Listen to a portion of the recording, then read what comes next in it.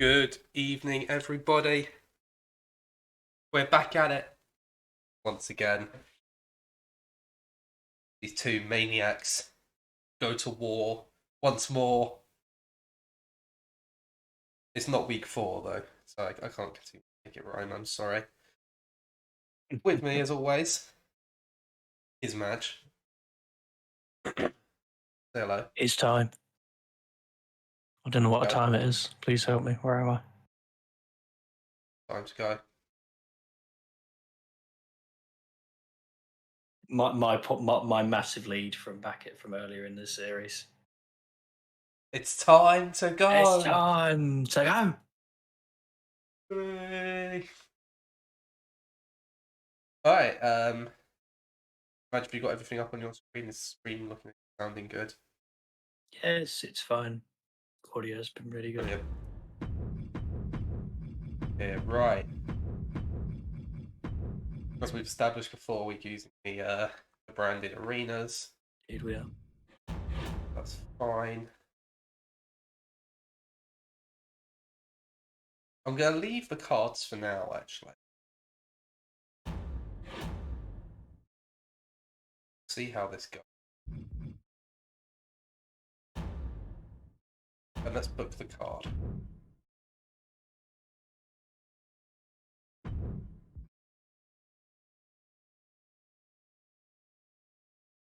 Liv Morgan versus Peyton Royce. The championship. Going to make it a tables match. Fair play. For now, I might come back to this. Fair play. Then how about Drew McIntyre versus Seth Rollins? Make that Extreme Rule.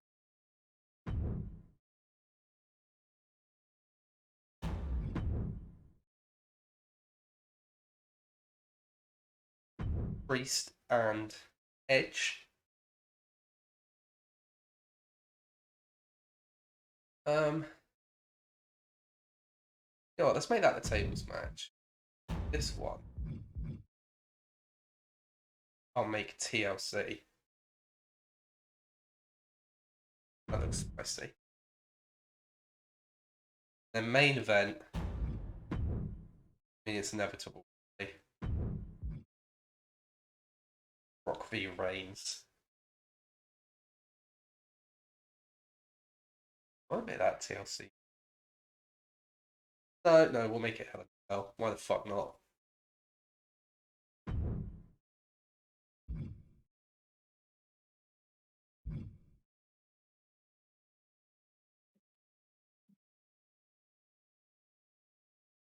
Actually, no. Make that TLC. Fucking open on.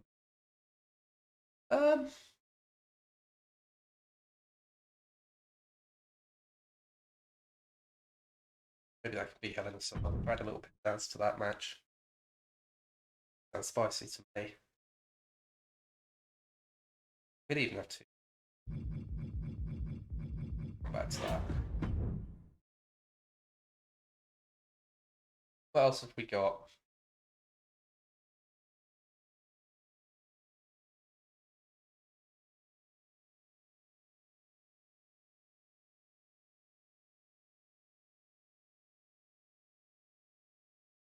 Scratch. Tell you what, I'm gonna make a signing. Okay. Permitted it. I'm out. I did. I'm I'm sad gonna that I sign did. But I did. I'm signing Sami Zayn. Fair. I respect it. Because I would absolutely do this. And then I'm gonna turn in babyface. Fair. Yeah, that makes sense.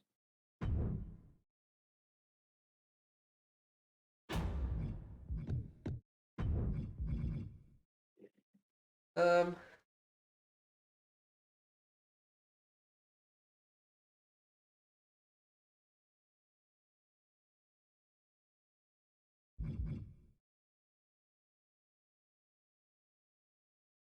I'm gonna let Bianca cut herself promo. I don't like how low popularity has gotten.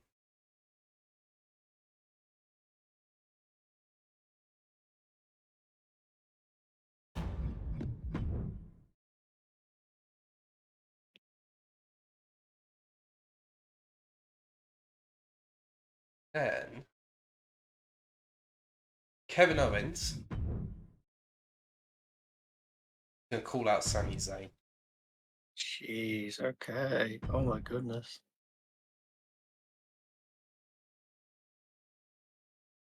I think that's where I want to be with this. Yeah.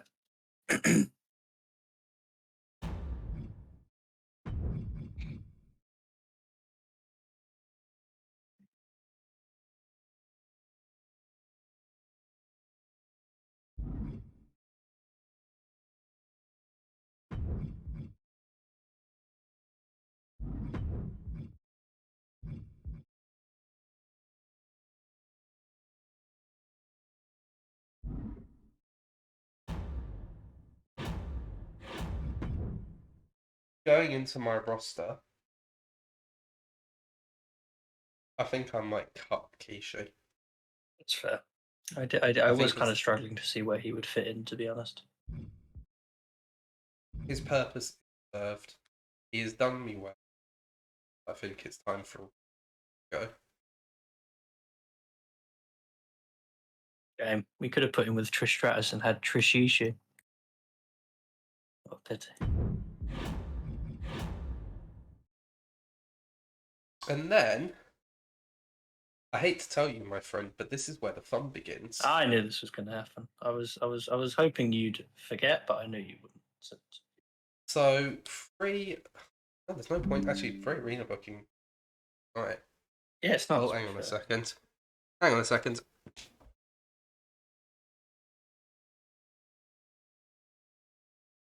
Oh, yeah. Working on that now. What's that something to do with the audio? If you said anything there, I didn't hear it. So. I was just asking if it all was sorts of something horrible names. If it was something to do with the audio that you've changed just now. No. No. I just had to charge the laptop. It's fine. Oh, okay. Yeah, free arena booking is actually not the night because we use the cheaper arena. I'm better off using this on an episode of SmackDown. It's true. I will use free special effects though. That's pretty saucy.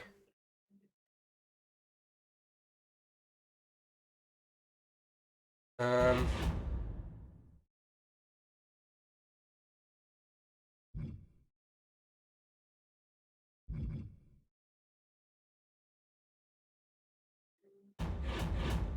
gonna buy and use A little bit of TLC. A bit of TLC.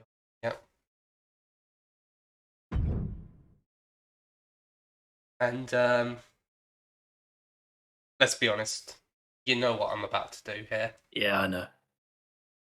It's time for the special promotion. It's fair enough. I would do the same. I wish I could do the same. Well, part of me's tempted to put the women's title on last. But thing is, I don't think Liv Morgan has the popularity for it. Yeah, I'd agree with that. They're both title matches, and you're going to get a boost for one of them. So. Oh, yeah, actually, no, sorry. I thought that was the TLC match. I put Reigns and Rock as the TLC match. So yeah, no, that's main event. Cool. Yeah. I think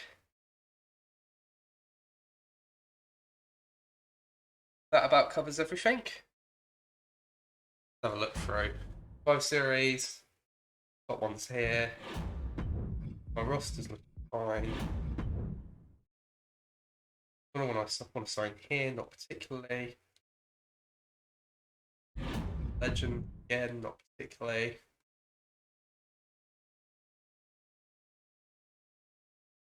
I think it's looking pretty good.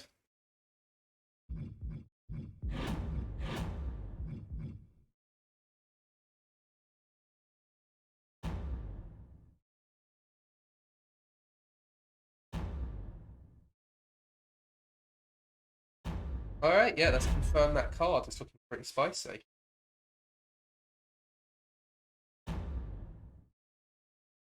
Triple H. Hey, listen, something's come up and all special matches will cost double this week. I'm told it's some kind of union thing. Sorry about that. your favourite words to hear, my friend. I do love them. King Nakamura, hey, I appreciate you carrying through your I appreciate you carrying through on your promises. That's a very weird way of putting that. I appreciate it. I think you didn't. I have to say, you really look out for your talent here on Raw. Oh, we might be about to lose, but damn, he really loves me. Asuka, hey boss, I know you probably got plans for the pay per view already, and I haven't been in a lot of pay per views yet. I just think I could put on a hell of a show if you change your mind. Just throwing it out there. Aren't you already planning to put Asuka on? Yeah, I'm pretty sure I was going to put Asuka on the card anyway. Oh, that's perfect. Yeah, fuck it. Great. Cool. Right, lead the way. Okay. All right. Can I look at the journal first, please? Right, what's the bald idiot say today? Bald cunt. Do not put Becky Lynch in a match this week, and your reward is superstar training. Yeah, that's not fucking happening. Sorry. That is Awful. ass. That is trash, That's my so dude. bad. Honestly, I feel like as his hair's gone, his brain must have seeped out through the follicles and fallen out with it. He's actually so dumb, bro. He's actually an idiot. He's actually a moron. Okay. Do I have any promises, by the way? Just this one with Asuka. Just the one Put her with on the Asuka. pay-per-view. Brilliant. Okay. Yeah. Just that one with Asuka. Class. All right. Can I look at the power cards, please? Mate. Not sure what you're going to do, but you may.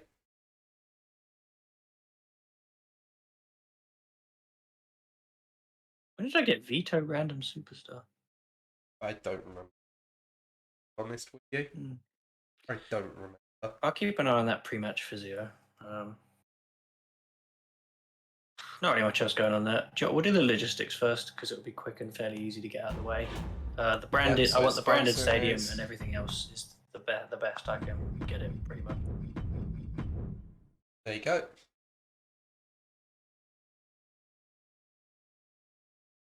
Okay. Wait. I will book the show now. Go. I mean, I'm probably just going to put the matches in and then figure out the order. So Yeah, makes sense. the opener is going to be Alexa Bliss versus Io Shirai for the Raw Women's Championship. Good stuff. Good stuff.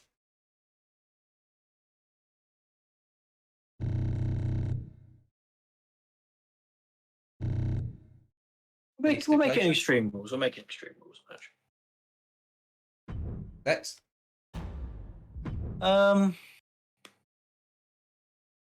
One of the mid-card matches will have Asuka versus Charlotte Flair. Okay. Oh, well, I know what you're making now. So I'll just pick it for you. Fuck it. Cheers, boss man. Much appreciated. I almost wonder if it's worth putting that in a better spot now. I was thinking maybe that should be. I'll consider that.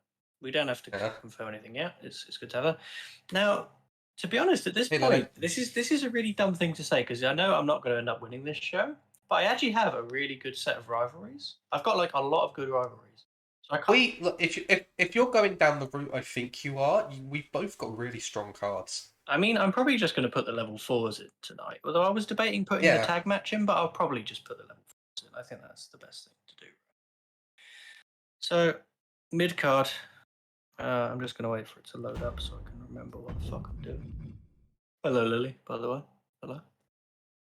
Good to have you, as always. Okay.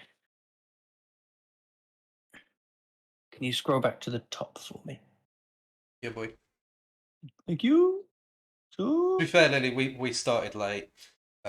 We did. Anyway, we had a bunch of issues. Joe, we'll do... None of them touch wood, none of them were tech related, though. We'll have Becky Lynch versus Mickie James. Yeah.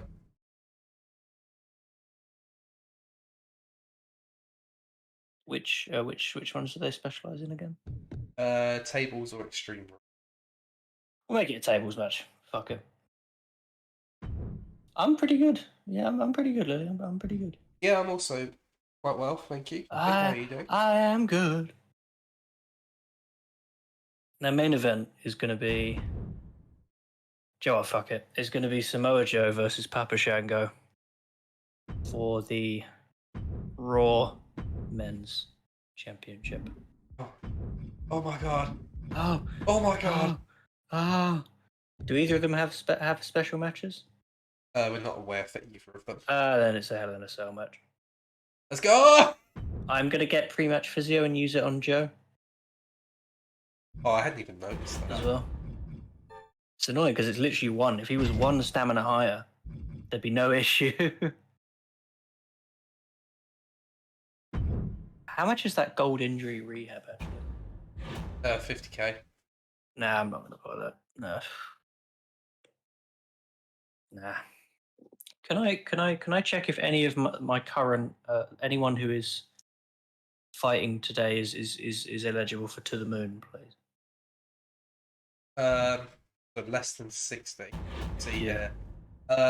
Alexa and EO both fit. Charlotte fits. Nikki fits. That's it. I'm gonna use it on Io Shirai. That's actually not a bad idea, to be fair. You're setting yourself up nicely here. That's very I smart honestly, play. I've done a pretty good job here.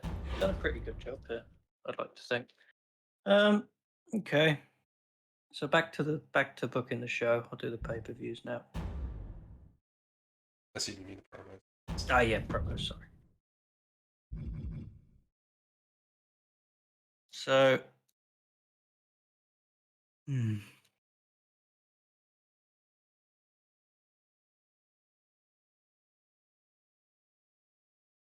Now, this is relying on things going the way I want them to, but Finn Balor is going to call out Sheamus. Right, keep in mind that Sheamus still has that rivalry going with Cactus. Actually, yeah, they haven't fought this week, have they? No, that's fine. That's fine. Okay. We won't do that one. We'll have. Okay. Will we have?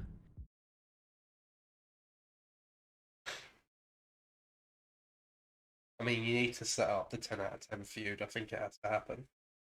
Yeah, no, okay. R-Truth's going to call out Doink the Clown. Oh, let's go! It's happening! It's happening!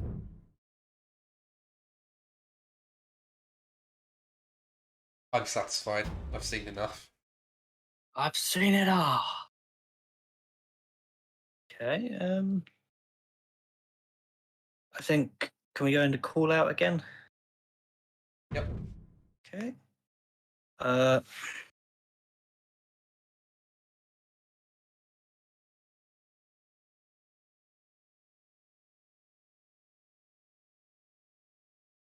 you go back a bit further up for me?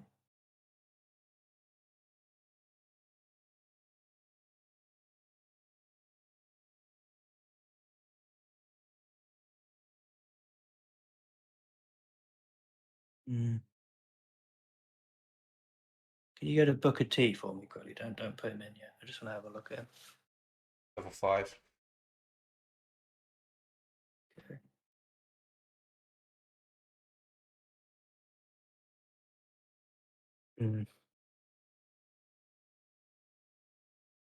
We'll leave that for now. I'd like Finn Balor to do a self promo.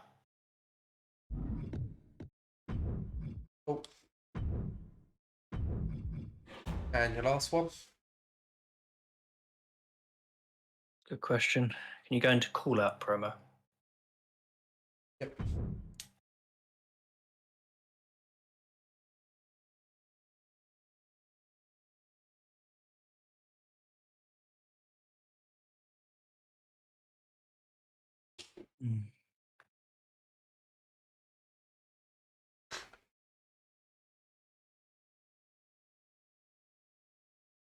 Yeah, leave that for now. Can you go into manage roster and go to the free agents and then leave it a little bit and then go to the legends, please? Yeah.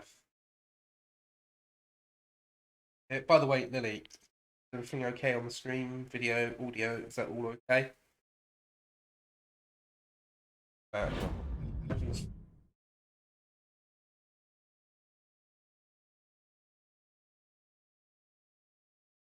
Thank you.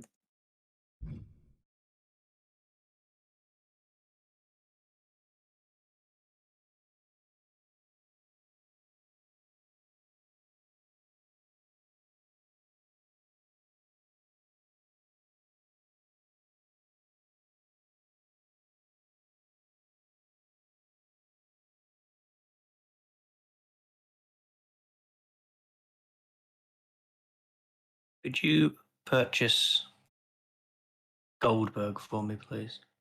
oh my god. Goldberg. Goldberg.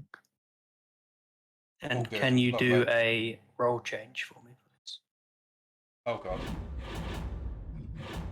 He's had an idea. Tell me.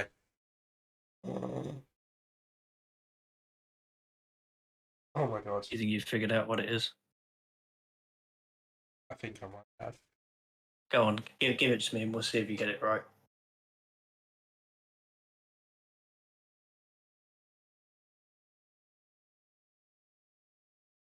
Suspense. There is only one reason why I can think that you could Goldberg it. Yep. And that is so he can fight the man who hates Goldberg more than he loves life. More than he loves. This is it's a shout, but it's actually not what I had in mind. Ah, I'm disappointed. I mean, I might end up doing that at some point. If Goldberg's still hanging around once Bret Hart's finished his shit up, it's definitely a possibility. Might just make them team together for the banter.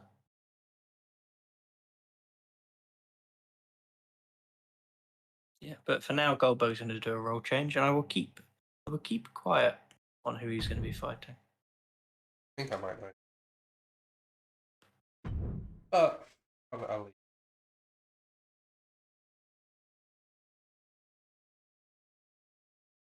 All right, that all looks pretty good to me.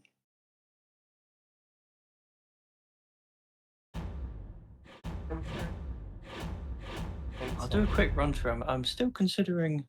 Good.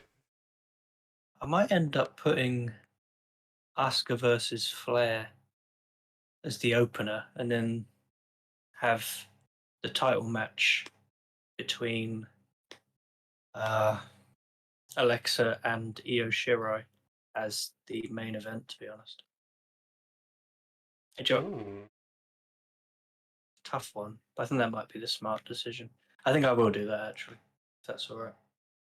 So run that by me again. So Asuka versus Flair as the opener, and then Alexa Bliss versus Io Shirai as the main event. Very nice. Want to do anything? Want to swap mid-card matches? You're happy with them?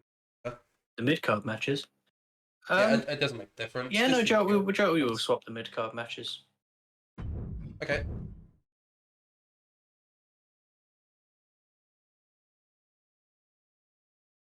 Lovely stuff.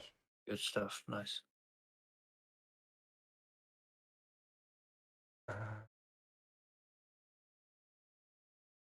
Yeah, there you go. I'll let you. Thank you very much.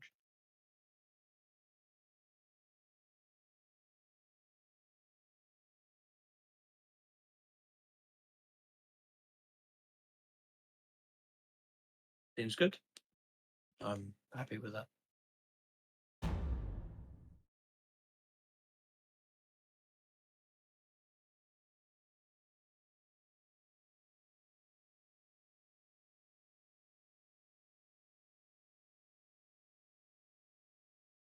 Right, just a second.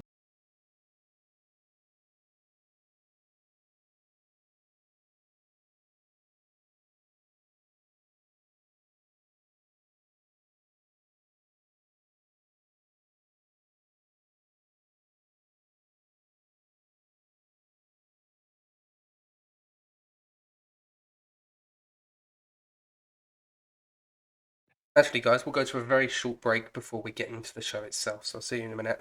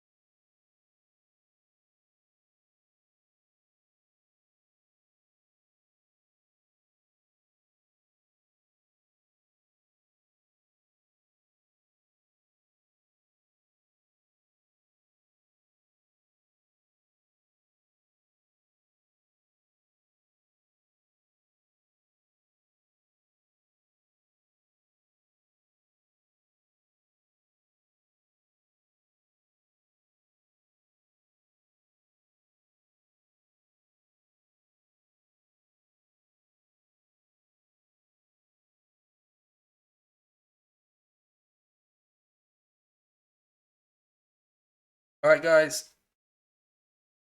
We are back from that very quick break.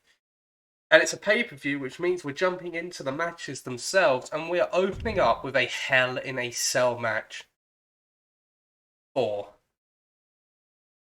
SmackDown Women's Championship.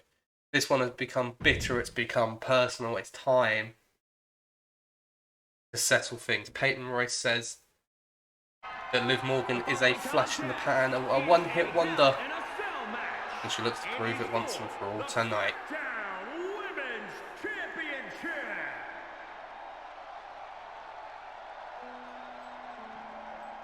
I would like my broadcast colleagues' thoughts on this contest. I want the perspective of someone who's not essentially both of these people's boss.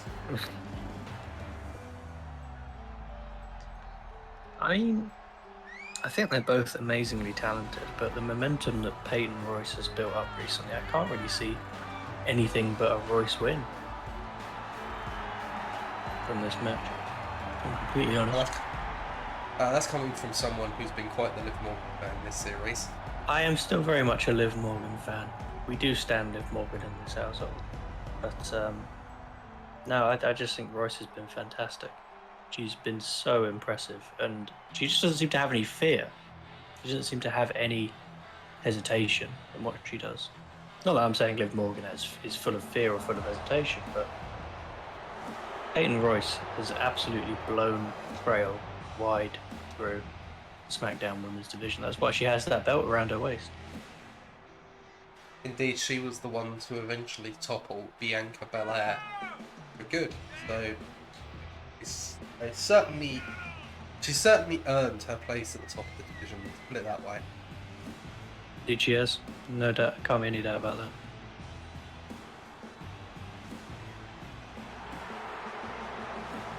But can't afford to flip up, can't afford to take things easy on the rest of the challenge, or it could all go up in smoke just like that. True. There are no easy matches. So. There's nothing easy about this women's division. It's not easy for anyone. We are opening up Survivor Series with the SmackDown Women's Championship with the Hell in a Cell. It's a big one. Let's bloody go. Introducing the challenger from Elmwood Park, New Jersey, Liv Morgan.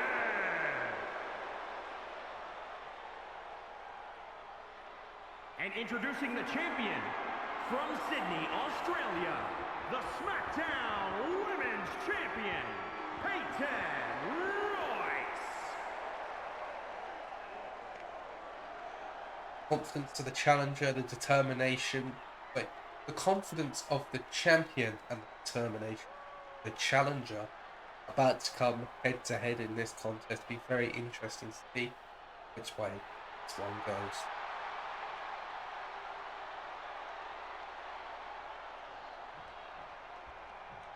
And here we go. I believe we've got two bald frauds in the series, Triple H and this referee.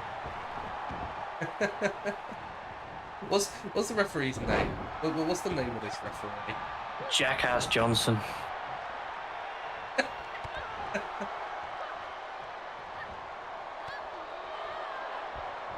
don't think Johnson likes the way that you've heard swing. A bit offended. Oh no, what's he gonna do? Stand like a fucking vegetable and stare awkwardly at something in the ring for 5 minutes?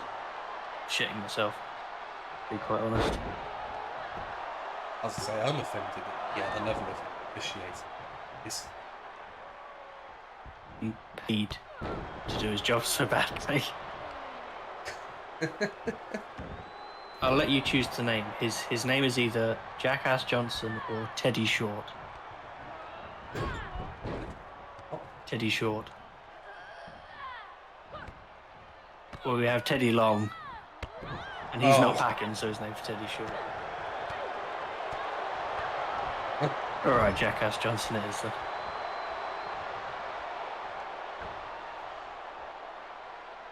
Worst Double J since, well, in your opinion, Jermaine Genius.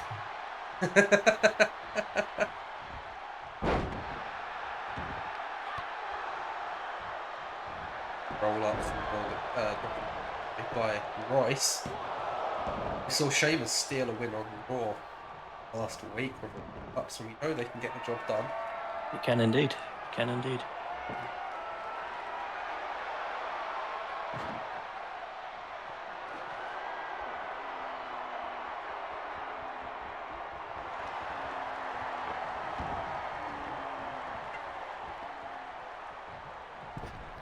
Oh, jumped right into that one. That was a debilitating shot from the sledgehammer. Yeah, I've just seen that. That was Triple H-esque. Throws it in front of... But Liv Morgan with the face buster, completely changing the momentum of this contest. But Peyton Royce getting straight back to her feet, looking for the oblivion. Peyton Royce had it scouted.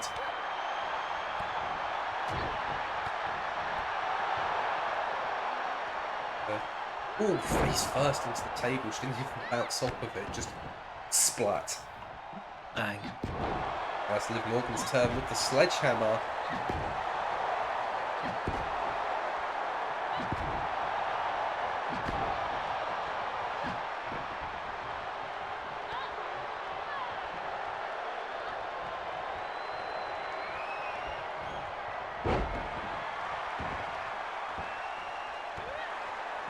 Morgan is now taking firm control of this contest.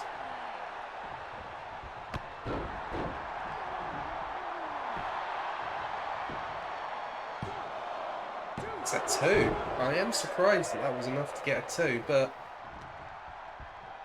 relevant really. It doesn't get the free count. It doesn't matter.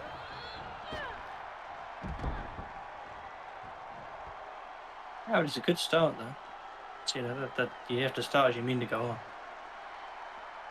Bit true. That's good.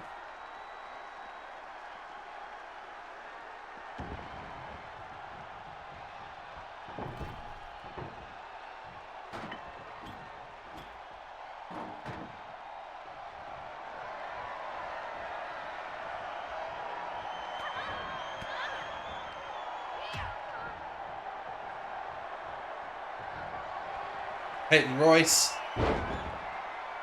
the suplex, and a second, looking for the Venus flytrap with the third. There's a fisherman, and into the cover. Referee taking his sweet time, and as a result, Liv Morgan does get the shoulder up. Johnson showing why his mother gave him that name. It's in Jackass, not Johnson. Johnson. Exactly, we weren't making fun of him. That's actually his name. Yes, it's okay. We're legally allowed to God. because his mother did it first. There is no escape from the awful table breaks. Oh God! Oh, I've just seen it. Just seen the most insane table.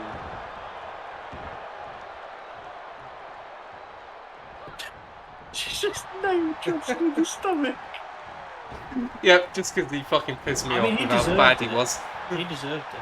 The facebuster from Morgan, that might be it. No, only gets a 2 off of that one. Again, looking for the oblivion. And again, Peyton Royce had it scouted. Was that not even close?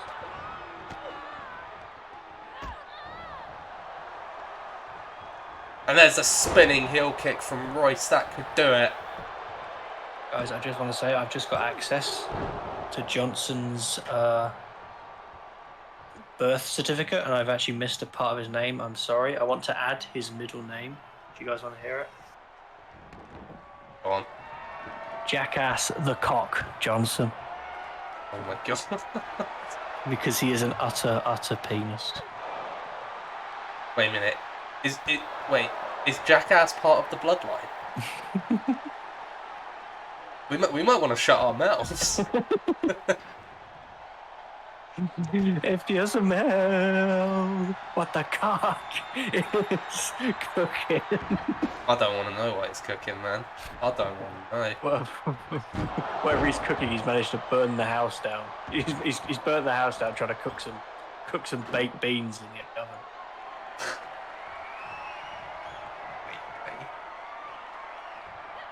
He's got about the IQ of a baked bean, hasn't he, really? Let's be honest. Let's not beat around the bush. What is the average IQ? What's the average IQ of Jackass the Cock Johnson?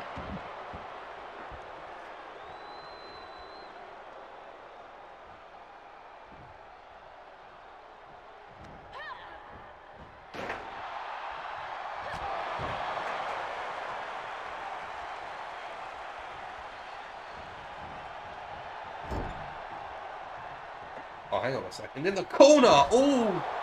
And again! And again! With Morgan's going wham with those sledgehammer shots.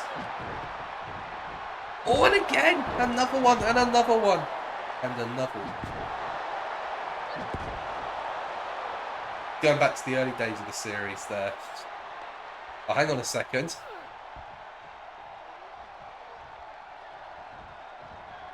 Right, so... Just coming back to it again! Yep. Someone needs to stop this woman. Oh! The Oblivion! And I think Royce went face first onto the sledgehammer. We have a new champion! Out of nowhere! Oh my god. Face first goes Peyton Royce into the sledgehammer. And Luke Morgan is the SmackDown Women's Champion. Here is your winner and the new SmackDown Women's Champion. That is... I don't really know what to say. I was wrong again. Epic. First match of the night. We've had an upset. And we have a new champion. Fair play.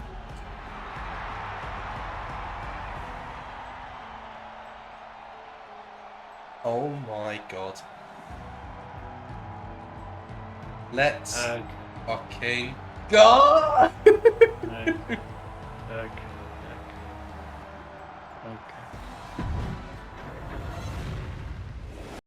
Peyton Royce set up the table in the corner, and I think that was really her mistake because she didn't get any offense in after that. Pretty much. That's a pretty accurate way to view that match. We then get a backstage interview with our newest superstar, Sami Zayn, and he says, "Oh, I've been away from SmackDown for a long time. I've been on the shelf for the last few months. In that time, I've been rehabilitating. I've been honing my craft. Make sure that I'm back better than ever, not just physically, but mentally. Because I've come to realise in my time off, as I've had a chance to reflect and to contemplate, I've realised that I lost sight of what I wanted and of who I am. So this is a new start for Sami Zayn on SmackDown. This is a new start for Sami Zayn with all of you. I want to hear those cheers again. I want to hear entire arenas rallying around the underdog from the underground. And I want us all to share in those great moments. So when I finally achieve my dream, I want all of you there with me. So from now on, the old Sami Zayn is gone. The old Sami Zayn is back. And I'm going to fight and scratch and claw my way to the top of SmackDown. Let's go! Nice. Excellent promo. Drew McIntyre and Seth Rollins. I'm going to put this out there. These men have been the two workhorses of SmackDown this series. These are the two that whenever I need someone reliable, whenever I need a good match, I can send either of these guys out there and they do good. You know what I mean? Nah, I'd say that's pretty accurate. McIntyre, I think. Do you know what? I can probably check the stats actually, but I think he's had more matches than anyone else on SmackDown this series. Yeah, he's been here quite a while because he was one of your original signings, wasn't he? Yeah, he was one of my draft picks. In fact, the only person that I think could potentially have McIntyre beat for most matches is Seth Rollins.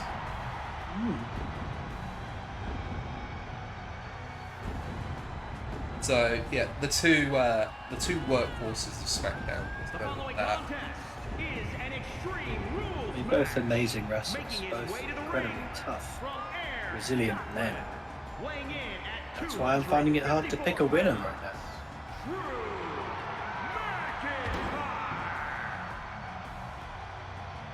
McIntyre. Is a difficult one to call. Although I don't know if it was the last time these two met, but certainly a recent encounter. McIntyre made light work of Seth Rollins. It wasn't the last encounter, because then I remember Seth Rollins. He blamed it. I think he was wearing Prada instead of. That's right. He was Gucci not, in or fact, Louis, all dripped out. or Louis Vuitton. Like he was wearing the wrong brand, and that's what he blamed it on. And then he actually did win the rematch. So I think this might be the third match. I can't believe this is the best of 3 Gucci.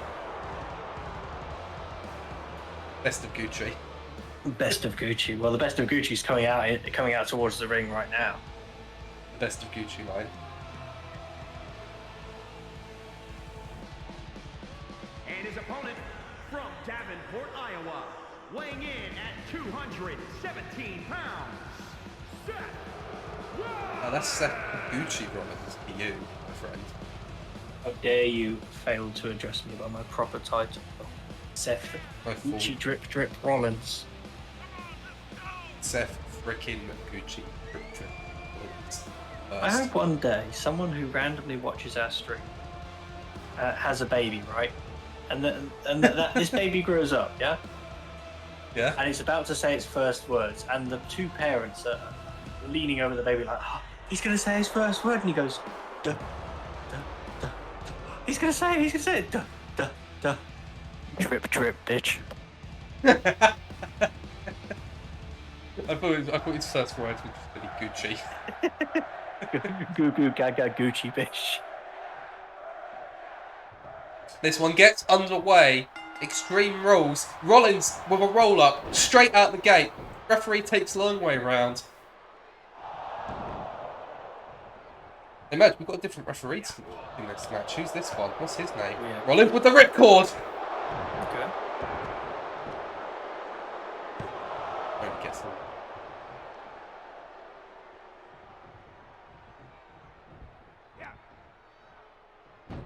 Rollins, I think he's using the ropes very wise. Yeah, the former Messiah.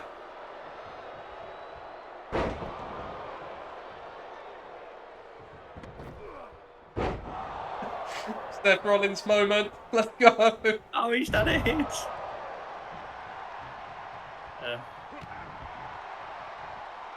Rough Brown deals about as far as Seth Rollins managed to get into the ring with that move. The lost soul. Exactly. Literally not one. Not one bit. Not one bit.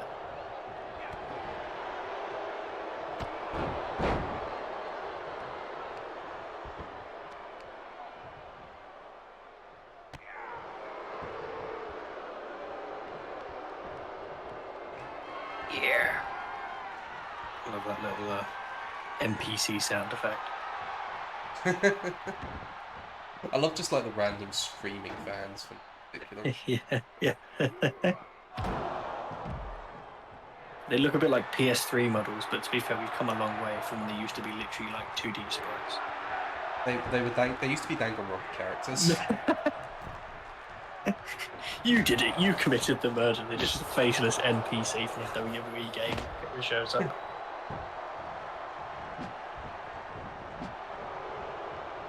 What is happening? There we go.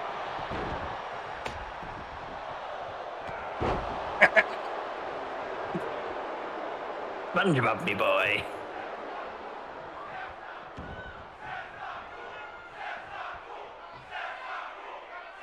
What on earth was saying?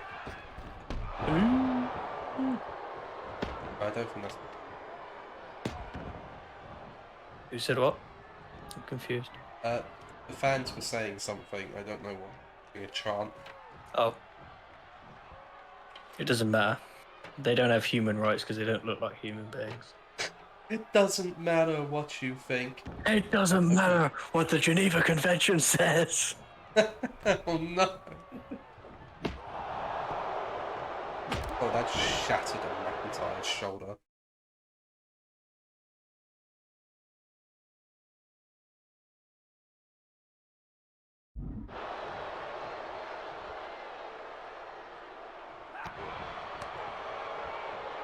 McIntyre with a kick to the gut. Looking for the future shock DDT, but Rollins, he was wise to it. He saw it coming. Didn't allow McIntyre to connect.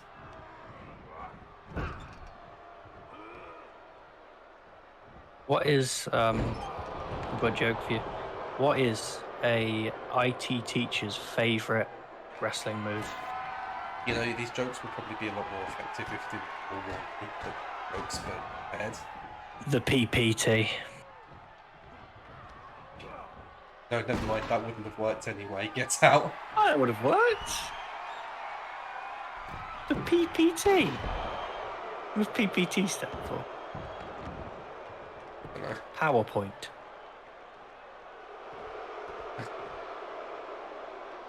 Get out of my house.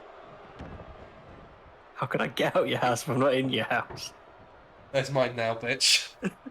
Well, okay, if you want to pay them, if you want to pay my share of the rent, and I keep living in a shore, man. That sounds fine by me. No, you pay me. You don't understand how this works. When did you become the owner of the property I live in? I just said. it's like 5 seconds ago. I want to see a contract. I ain't signed on a paying shit without a contract.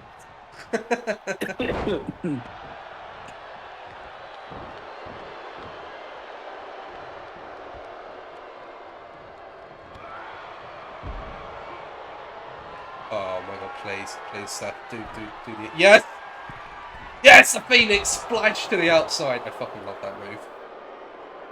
That is a great move. Hey, what? Rollins is, kind of run away with this.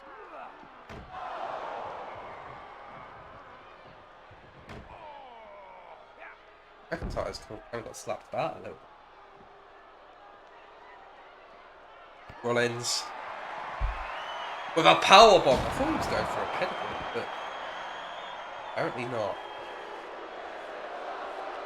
Rollins looking pretty pleased. Yeah, he looks pretty self-satisfied, which is... I mean, it's a set of words that have probably been used pretty often to describe Seth Rollins. They're not satisfied enough. What he's done with McIntyre just yet.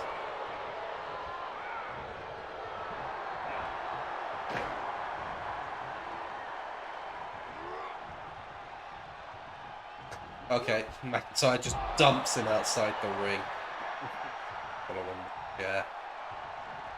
Yeah, I don't think Rollins is going to be remotely satisfied with that now.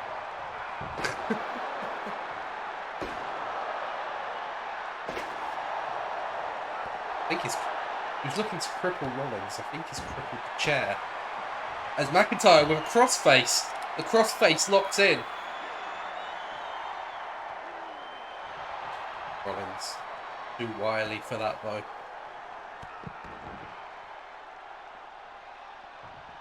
Slow. Aid.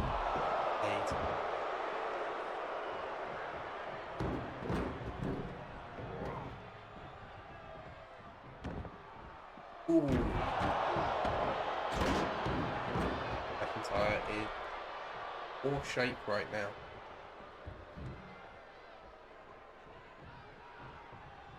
Rollins just waiting with the stairs. Come on, bitch! Oh no. No! Rollins got played. Rollins got played. He doesn't know what's going on.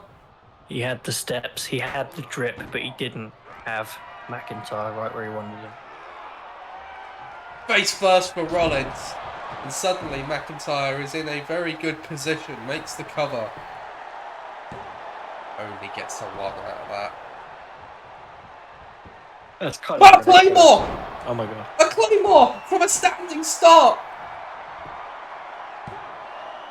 And Rollins does get the shoulder up. I don't know how Rollins has managed to do that. I can't lie to you. That completely caught me off guard. I was not prepared for that at all. Now McIntyre with the steps. Fights against it. Oh! Tosses him! And Rollins lands head first on the steps. That is brutal. Rollins moves out of the way. Rollins, kick to the gut, looking for the pedigree. Can he get it? He does! Centre of the ring, cover now. And McIntyre kicks out again. Wow.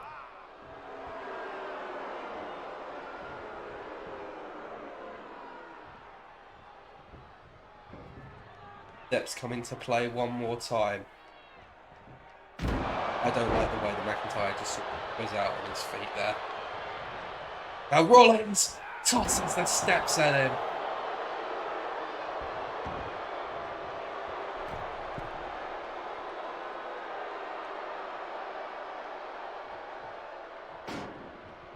Rollins is starting to take control of this match. No, McIntyre looking for the future shock again. Again, Rollins gets out of it.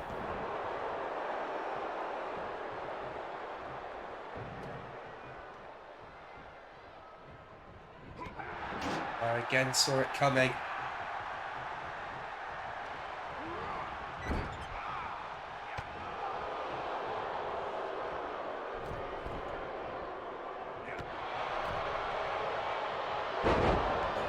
Over the top from Rollins.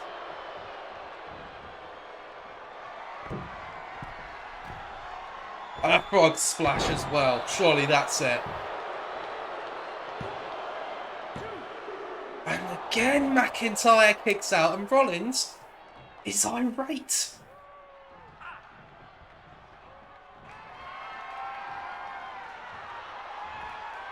What's now Rollins looking for here? Doesn't pull this one out of the bag too often. Black magic! Oh my god, McIntyre straight back to his feet.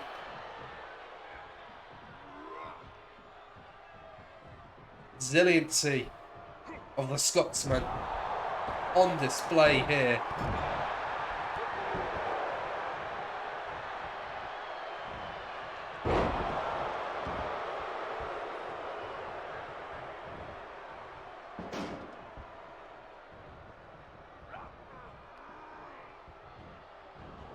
Falcon arrow into the corner.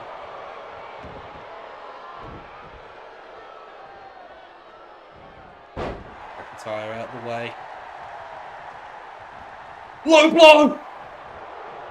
Rollins with a low blow. McIntyre saw. Still, I don't know what's going on. Either McIntyre has nothing there or he has quite a lot there. Put it that way. Rollins. Hurricane runner off the top.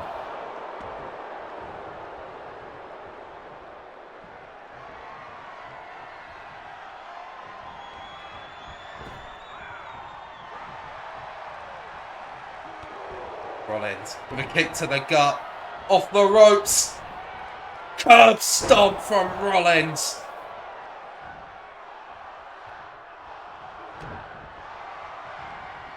Oh no!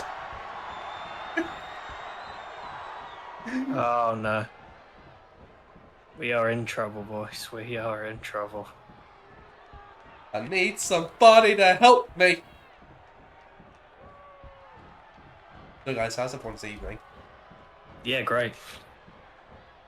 To be honest, my heart rate's gone so far out watching this action, I think I might go into palpitations. I can't wait for Rollins to turn around. He just gets claymored and that's the finish.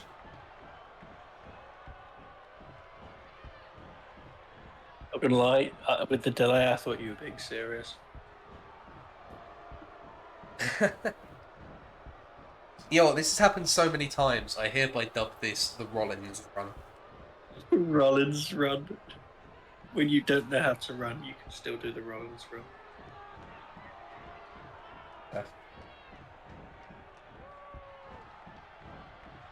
Seth, please. Seth, I swear the game used to cancel this after a while. I swear that was a thing that happened before. I don't think it's happening. Usually, although I think, to be fair, when it's happened before, it hasn't been during like a finisher cutscene, so maybe that's why. No, it has been. It has been. Oh, has it it? has been. That's what I mean. Oh, right, okay. I'm pretty sure it's been the curb stomp as well.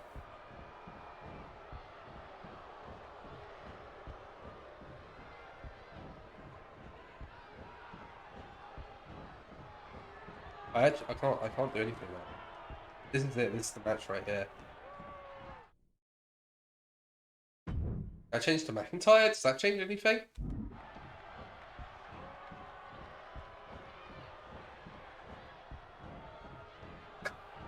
Do you know what I can do? What?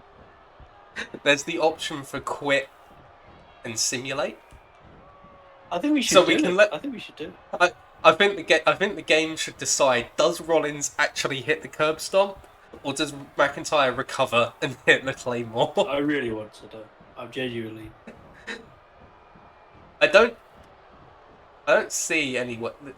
It's not happening.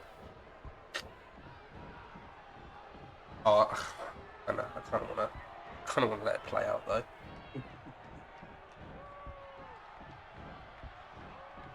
Yeah, surely it would have done something by now. Probably. Alright. I'll take the bets quick. What happens? Does Rollins hit the curb stomp? Option A, does Rollins hit the curb stomp? Or B, does McIntyre take this ample opportunity to recover? Let's be honest. I think McIntyre's career as a wrestler is over if he doesn't manage to recover from the Rollins run.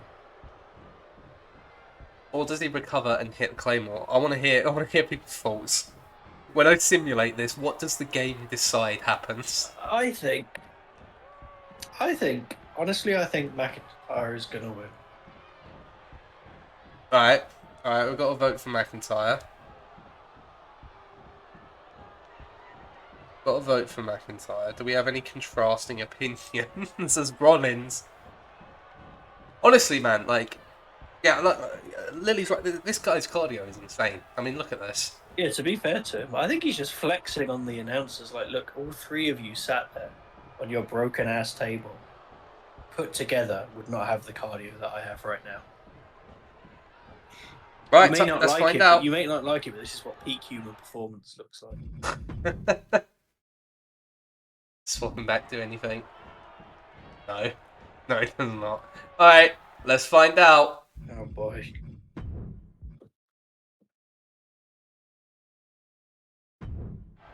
Rollins, he finally rebounds off the rope and he does hit the curb stomp for the win. For God's sake. Oh my God. There you go. I was gonna pin off of that move anyway. So that's fair. That's fair. Alright. We get a Bianca Belair hype video. Pretty standard. Just try and get our popularity up a little bit. And it works. +6. That's very nice. That's really good. Oh my goodness. Right, it's Edge, it's Damian Priest, it's a tables match, and you know what that means. Carnage will ensue. Let's see what the fuck happens.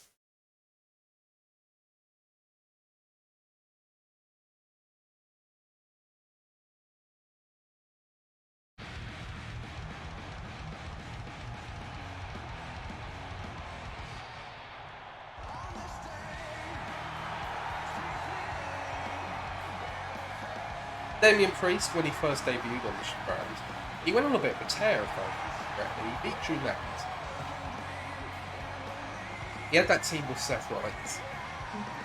He got a few wins. But ever since he's gone into this one-on-one feud with Edge,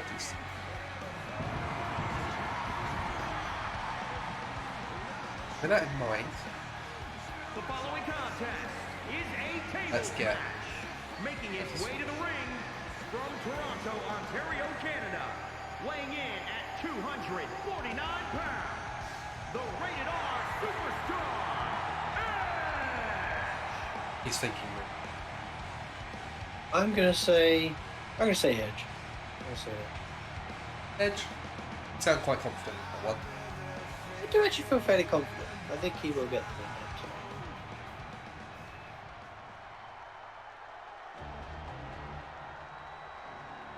But you can't put much past Damian Priest, though. He has had impressive performance for himself I know it's true. He's been fantastic. during his time. I just think Edge has that extra touch of class.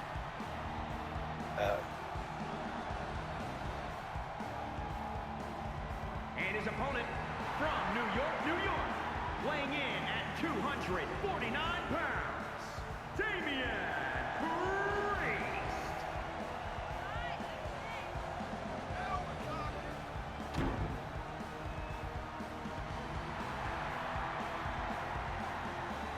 This one's going to be hard hitting, and it's going to end in the dumbest way possible.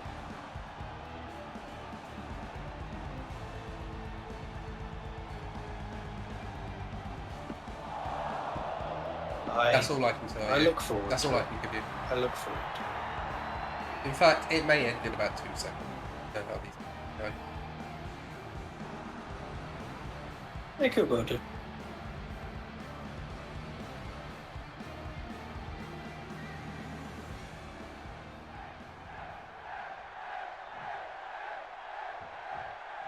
Well, the crowd are definitely cheering for Edge in the contest.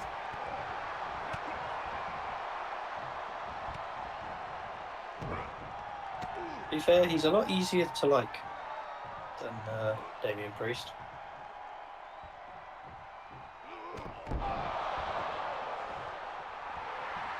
Priest is very proud of himself there, but one move not going to win you the match, Damian.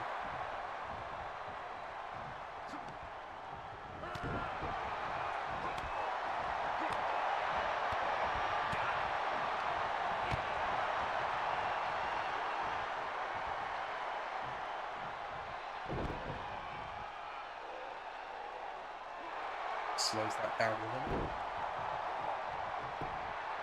Doesn't want to Edge got the crowd up into a frenzy, I suppose.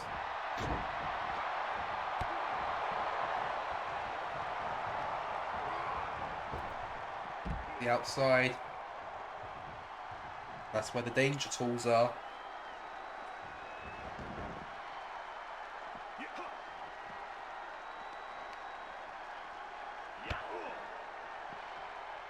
Edge has praised. Oh my.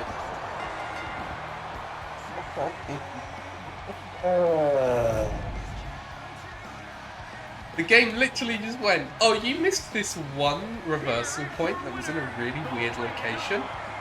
You lost. I do love me a good tables match. I love me some tables matches. I love me some tables. Well, I mean, if you ever wanted a definitive end to a rivalry, I think we'll just put out. Yeah, I mean, it's the sad thing is it's still not the quickest tables match. It'll be bad. Man, these guys just could not put on a great match, could they? Ironically, because it's great. Yeah, they like, couldn't. They couldn't. level 4, the speciality. I think it's 3.5. Right, Yeah. you're both kind of sucked in the rivalry. I'm glad it's done. I feel like they can both go on to bigger and better things. They can both do better than this. Right, give me just a second, guys.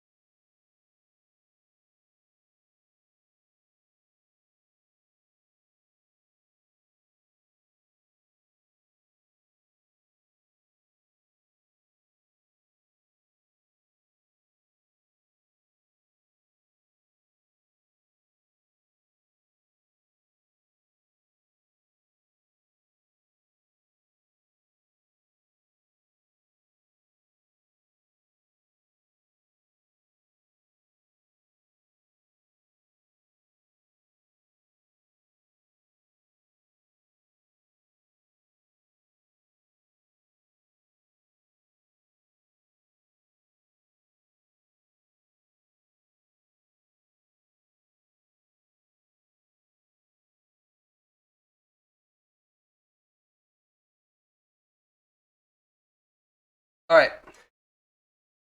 We get an interview with Kevin Owens. Actually, no. Sami Zayn's walking backstage. He's very happy to be here. And he comes face to face with, of all the people, Kevin Owens. Kevin gives Sami a hug. Sami, welcome back.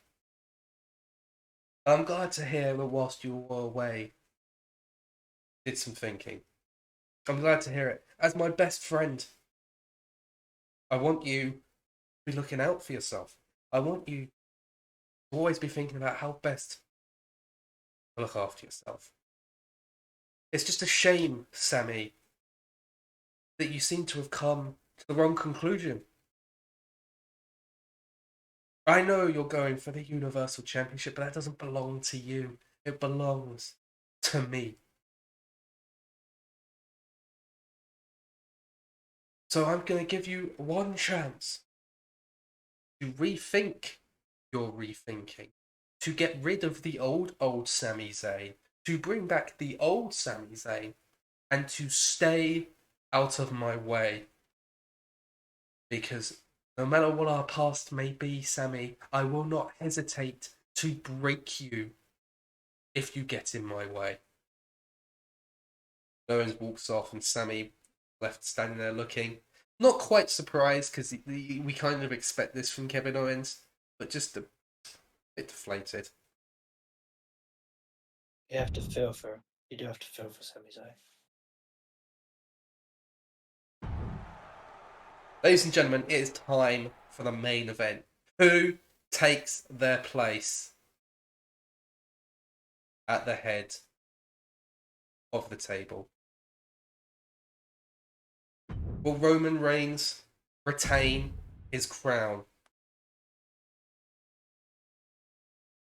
Or will The Rock lead a coup amongst the bloodline and take his seat? Is a tables, ladders, and chairs match, and is for the WWE Universe. I think it's written in the stars. I think it's destiny. I think that The Rock is going to take the championship away from Roman Reigns tonight. If we're being absolutely real, if this was like a proper wrestling card where like it's just both of our matches its own show, Yeah. this is main event. Oh yeah, of course it is. Like no doubt. Of course it is.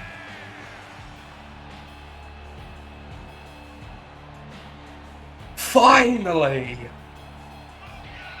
The Rock has come back to the show, to the pay-per-view, where it all began.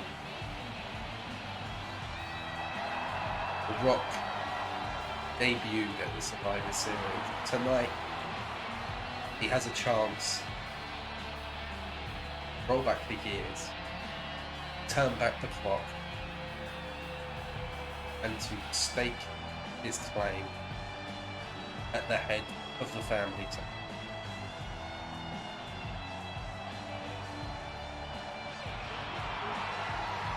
I was about to ask your comments on this one, but you've already made it clear. I think we're going to see a new champion.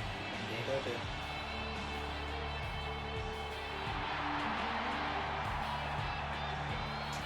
No pinfalls, no submissions, no countouts, no qualifications in this contest. You climb the ladder, unhook the title, and it's yours. Roman Reigns briefly lost that championship a few months ago, and it was in a TLC match. There is precedent. There is hope for The Rock tonight.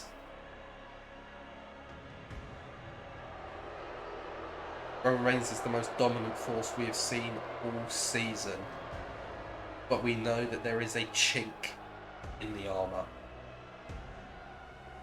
Despite what we have believed for a long time, he is not invincible. I think that's what's led my partner to his conclusion that we're seeing a new champion tonight. Yeah, pretty much. That's accurate.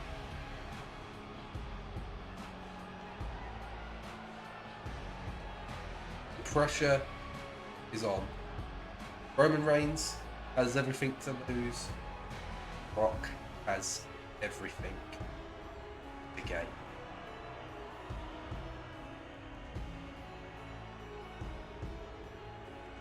But it is only under the greatest pressure that you can create a diamond. And if there was a diamond, whether there was a diamond that could take the victory against The Rock tonight, it's Roman Reigns.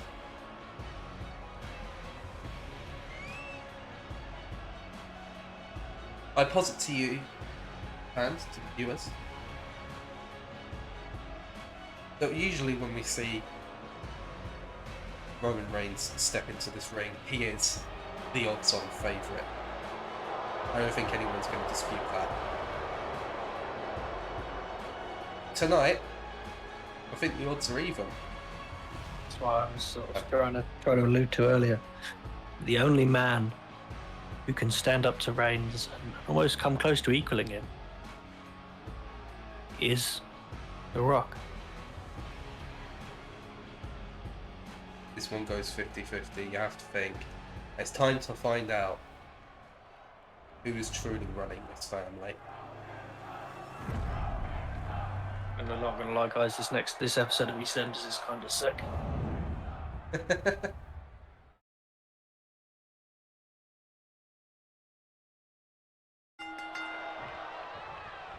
Roman Reigns retreating from the first bell.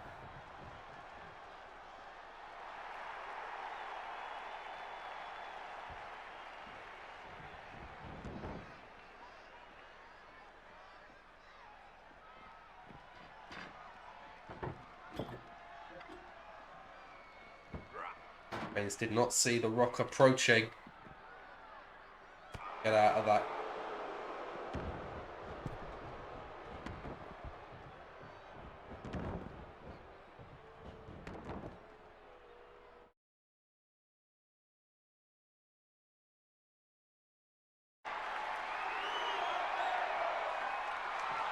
Reigns went for the chair shot. Wayne saw it coming.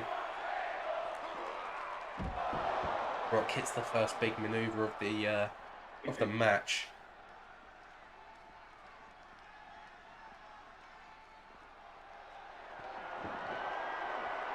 See the way The Rock is he's just staring a hole through the Universal Champion. Well, whenever you watch Dwayne The Rock Johnson, the one thing you always get is intensity. You won't be intimidated by Roman Reigns. You won't reduce that intensity because of who he's facing tonight.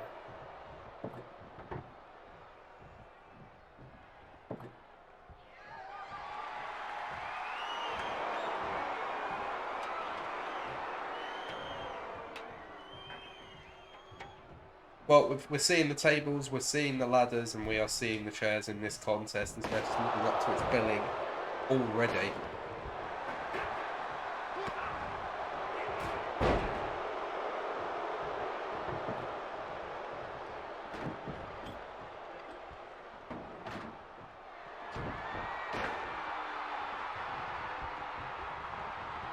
Reigns with a knockout blow to the back of the head, and Reigns. The early mind games seem to be perhaps paying off now. Starting to take control of the contest, people say. Quick as the light turns it around.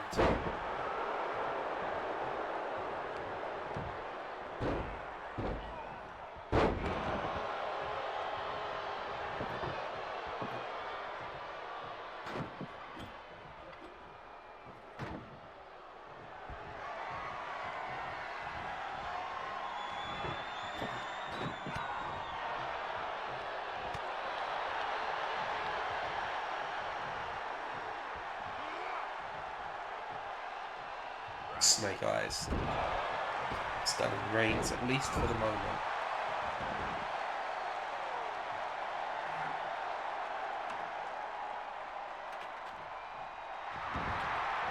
Roman telling The Rock to bring it, and bring it he does. Big shots to the face of the champion. He is looking like he has been rocked. He brought the pain to Roman Reigns, and now he's bringing that steel ladder.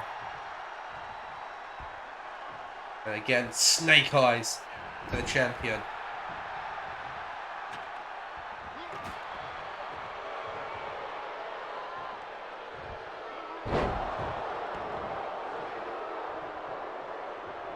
Hey, Gudgeon. Hello, Gudgeon. Enjoyed it in time for the main event, at least on the SmackDown side of things.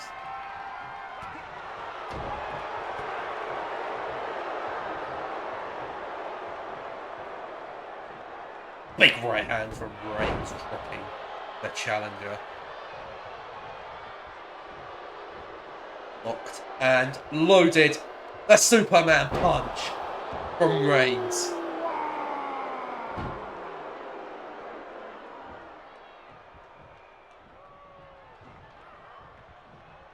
Reigns hooks the arm, lifting him up. A jackhammer from Reigns. A not so subtle nod to the newest member of the Raw roster, perhaps. Throwing a bit of shade. Well, we know Roman loves to throw a little bit of shade and play a few mind games.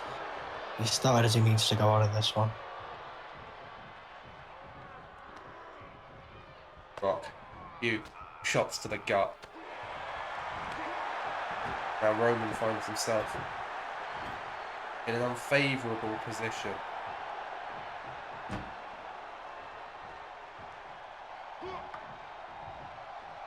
The Rock with a spine buster, and Reigns is in trouble.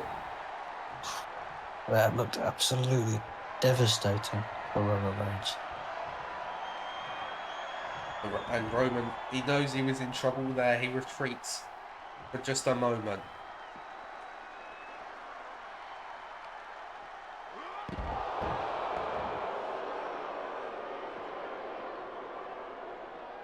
Goes pretty well, good. At least so far. Yeah, it's been going very good.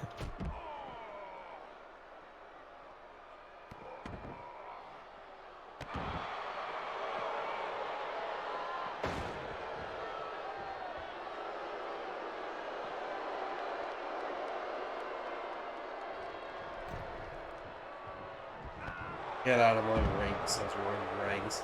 He just dumps the Brock outside again.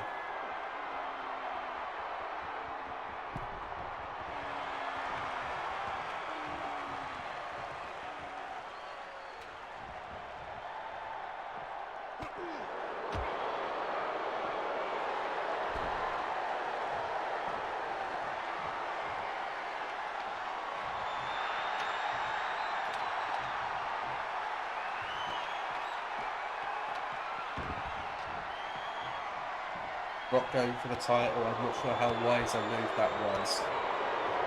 Reigns clearly still involved in that one. Just it's in there.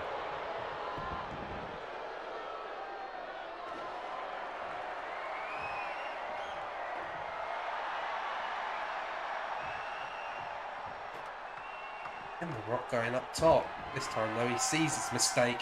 Not in time though.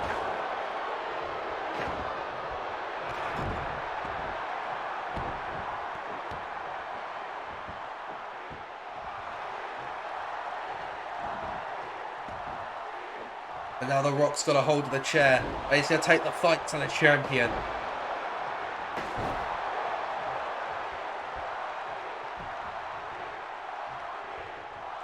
Rock turns it around. Quite literally. The People's Champion, I think he was looking for the rock bottom. He's not going to get it this time. Again, Reigns with that big shot to the back of the head.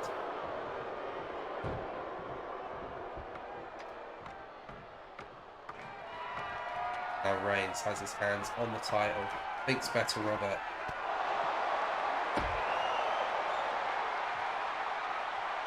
Oh! I think the Rock caught a sharp edge there. He's been busted open by that ladder. Right now Reigns drops him to the outside. I don't know what just happened. Oh my The word. Rock broke physics and then broke a ladder. And broke himself, I think. Yeah, pretty much. Are you kidding me? Oh my god, he's getting up. Somewhere far, far away, a bell just went dong.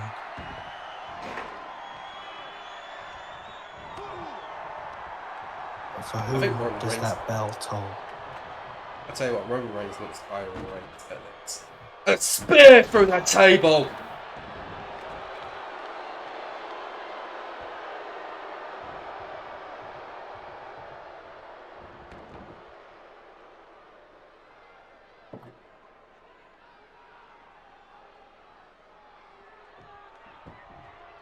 Reigns is unimpressed that The Rock has found his way back to his feet.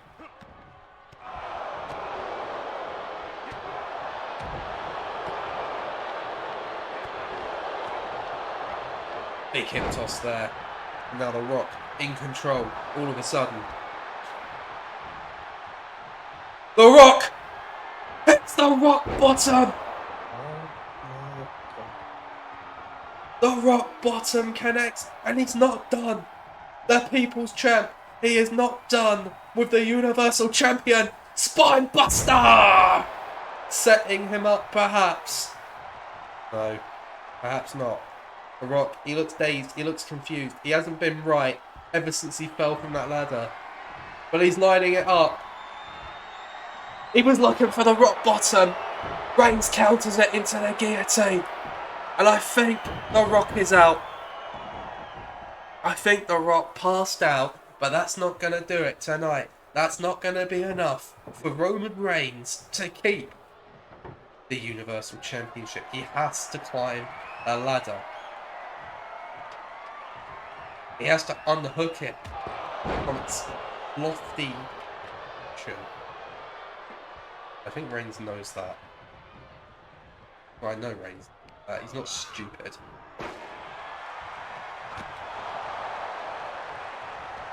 The Rock now, hoisting the champion up, drops him on the ropes there.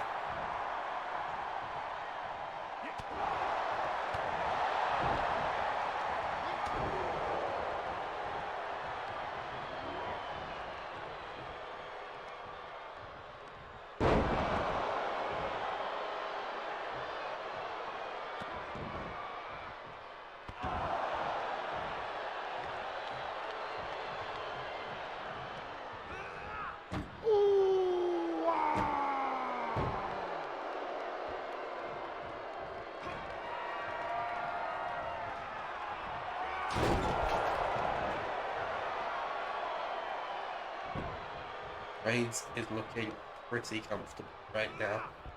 He is sitting pretty, you might say. The wreckage and the rubble.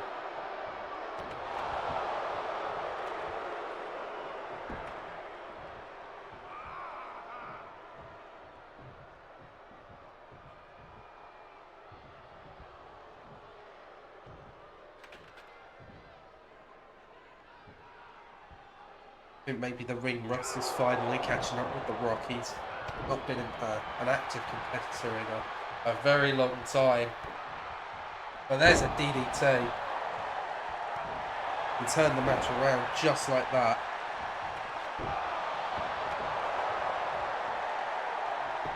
Now those punches to the face of the champion.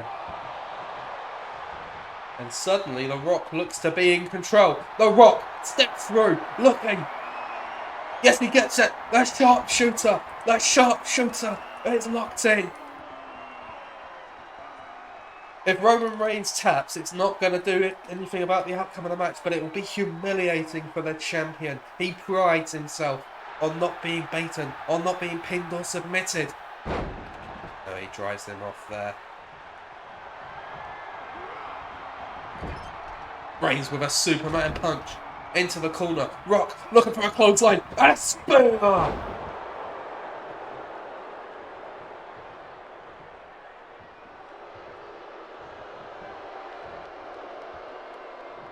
Reigns is done, not by a long shot. He wants another spear, and I tell you what, he damn sure got it. That's left The Rock right in the way. It's not good for Roman Reigns as he scales the ladder, looking to unhook the title. Has he done enough? How quickly did The Rock just get back to his feet?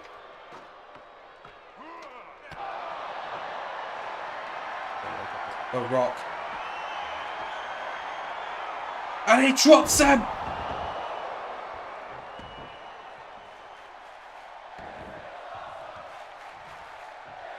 The opportunity is there for The Rock to unhook the title. Reigns is out.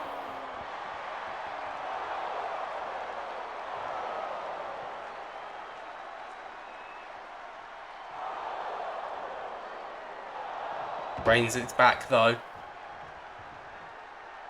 And Reigns is damn pissed. A powerbomb onto the ladder.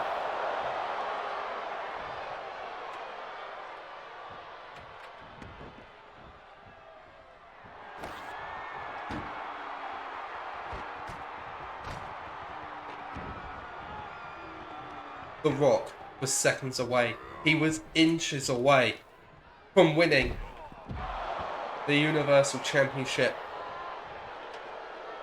Roman Reigns is going to make him pay for not making the most of that opportunity. It has to be said. I think The Rock's been busted open again. Or no, I think Roman... Well, I don't even know how that's happened, but it looks like Roman Reigns may well have been busted open as well.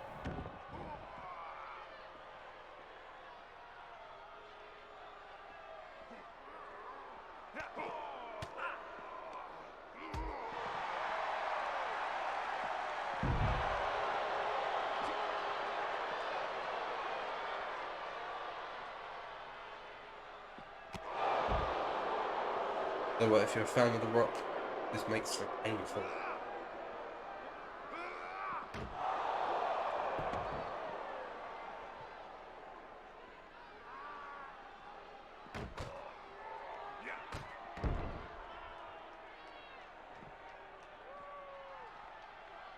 Roman Reigns!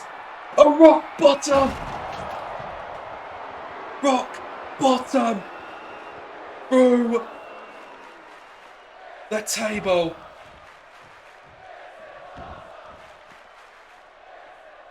The ultimate disrespect. The ultimate humiliation for The Rock and a spear to follow it up.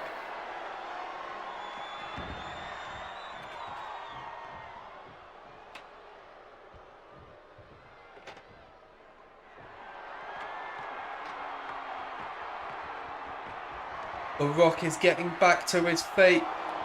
It might be... something's wrong with The Rock. He's confused. He doesn't know what he's doing. He's barely able to walk. Roman Reigns did the damage that he needed. And Roman Reigns, somehow, is still the Universal Champion.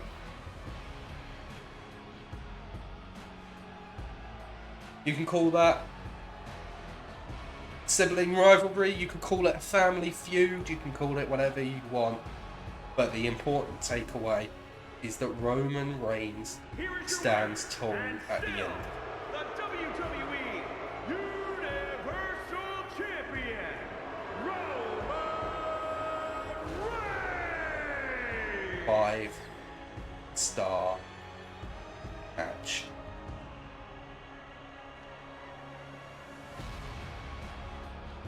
It had to be done. It had to be done.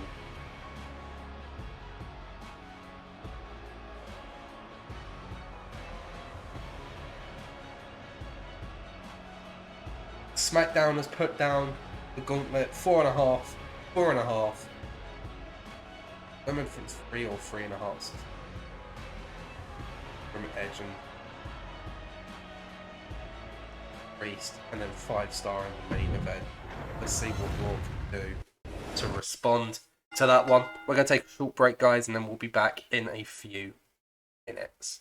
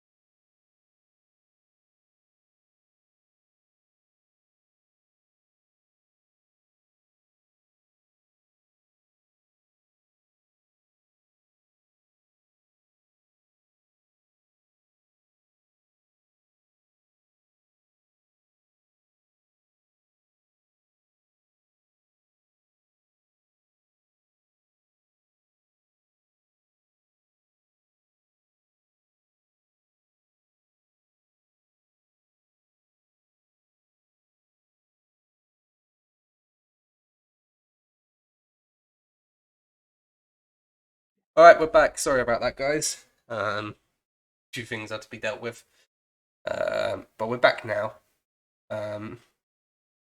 Madge is back. He disappeared during the last match, so there you go, Madge. You can have a look at the rating. I figured the this winner. would. I've yeah. Yeah. Since you missed. Hey, Gudgeon. Since you missed the end of the match, Rock absolutely should have won. Like, he superplexed Reigns off the ladder to the outside. Reigns was down for a solid 2 minutes. Oh my god! And he just completely fumbled pulling down the title. Somehow that doesn't surprise me, but it also makes me feel really sad. It was like, do you remember when Jack Swagger won Money in the Bank? Vaguely, yes, vaguely. Oh my! Look up the clip in a minute. It takes him a century to pull the briefcase down. Yeah. Anyway, Reigns retains. We move on to Raw, and we're opening up with Asuka versus Charlotte Flair. Madge, take it away. Guys, gonna be honest, I did not expect this to be opening up the show. But I think that in itself shows us how much these two have brought their Raw careers back to life and how much they have, how much they've stolen the show and they can put the seal on what has been a fantastic rivalry tonight. That's the Survivor Series. But the question is, who will be the sole survivor? Who am I taking, Madge? That's Asuka. Let's go. I knew that would be wrong. Let's go. You have to ask.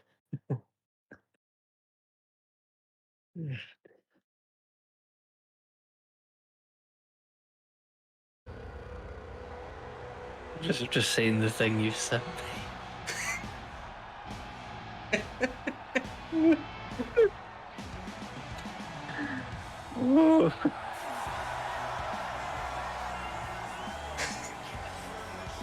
Asuka's here anyway. Sorry, actually, I've got to make this comment about that. Walking to the barber. Walking to the barber. What are you looking for? You know, pole chalk. Say no more.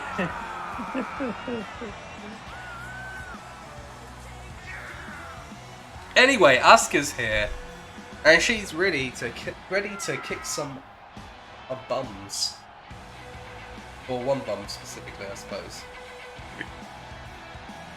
And that bum is Charlotte Flair. She's an absolute bum.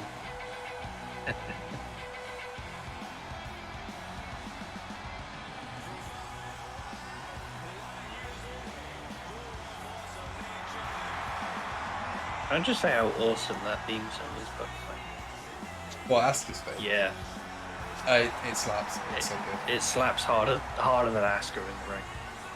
Do you know what do you know what I always thought, like, particularly when Asuka first, because that's always been her thing. Like, particularly when she first joined. It was very I was very surprised at WWE ability to restrain themselves and not give her like a very stereotypical Japanese song. wrestling theme, yeah.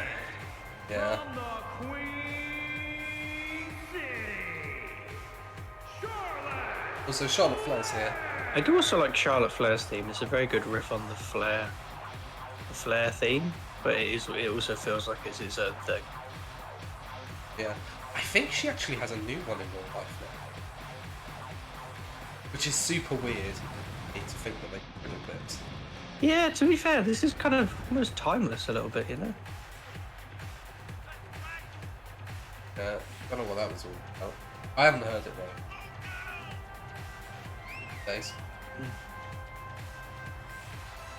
Don't watch it. That's fair.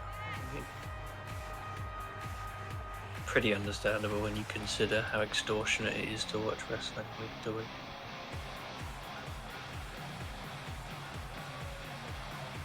Man, I ain't got the money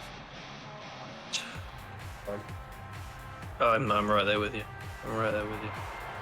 I can't afford 80 subscription, probably. BT. That's 2 of the letters in beta, which is what the subscription service is. You're a beta male, Sonic. I'm an alpha male gamer. Why do we go on the stupidest tangents? I don't know. Kind of problem. To be fair, it's not just the women's matches. We're not sexist. We go on tangents during both men's and women's matches, which are equally as stupid. We're not going to go on a tangent in this one. We're going to focus on the match. That's a running hip attack from Asuka to open this one up.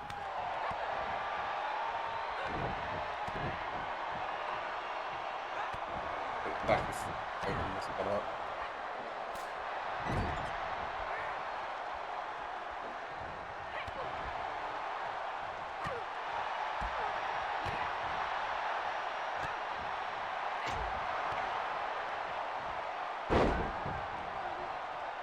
Nice little exchange in moments here.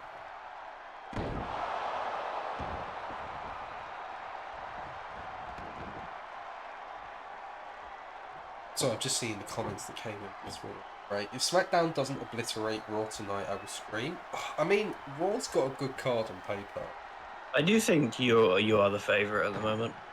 To be brutally honest, but I don't know. I feel like we've managed to put on a good card. I mean, aren't they all level 4? Well, actually, no, sorry, no, WWE Championship match.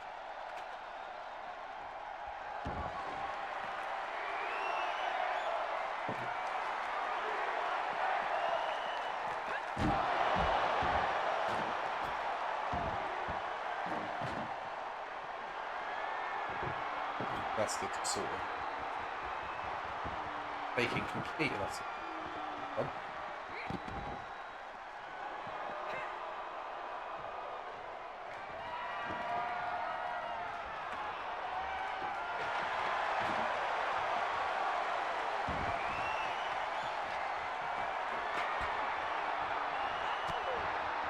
What? I think. She thinks she's about to win this match, and Asuka is going to remind her, "You won't beat me that easily." Asuka just looked Charlotte Flair dead in the eye. Went, no.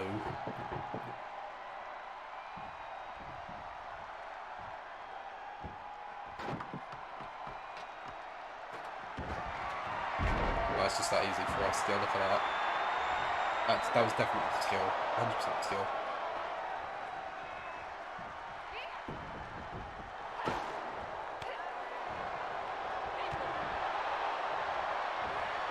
I'll made a hip attack this time. Flag on take. Bit of control maybe. Nope. Asuka lands behind. Nice inverted.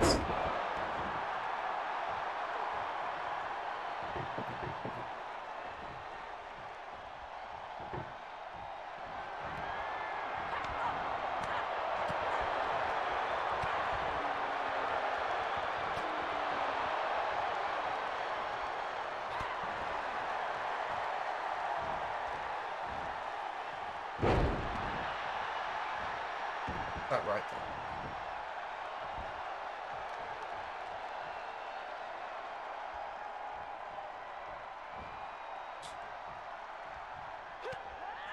So, man, you must be particularly impressed with the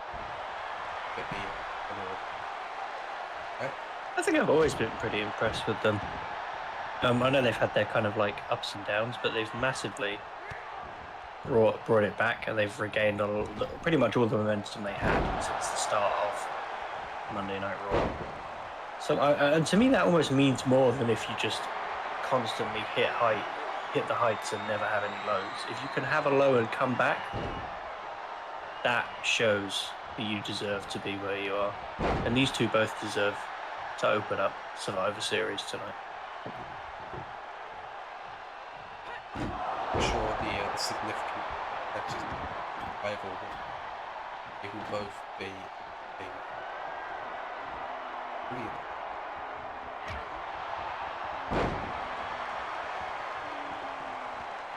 Nice little combination.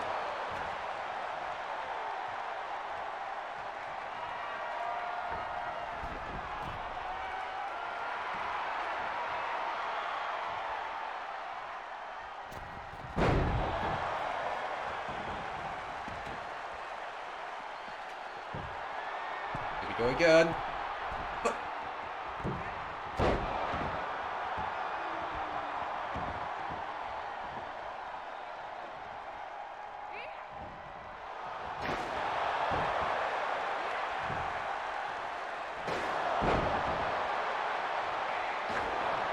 Tell you what, that chair shot to the stomach of Charlotte Flair looked particularly horrendous.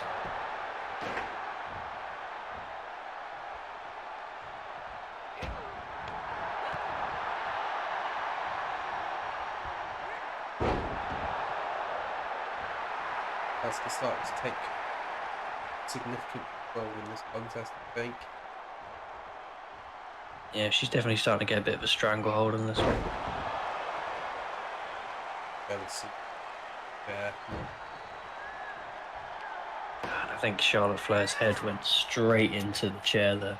That did not look pretty.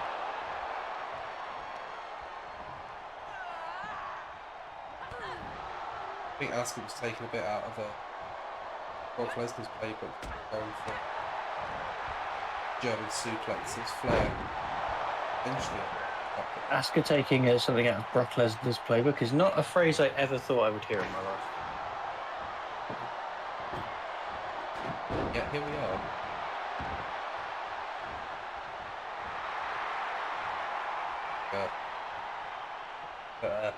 Exclamation mark on this match, perhaps looking for the Asuka lock.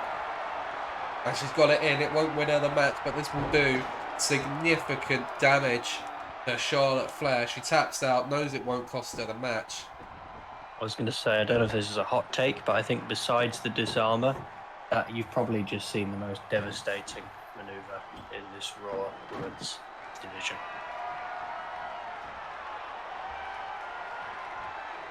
Old statement. I mean, the figure eight is also particularly good. The figure eight is pretty bad, but I feel like the excuse me. I feel like the Asuka lock just has that little something extra. It always seems to get the job done. I think it's very hard to break out of. Good suplex by Flair, but she couldn't quite get Asuka through the table. That would have maybe been the start of what would need to be a big comeback for Charlotte Flair.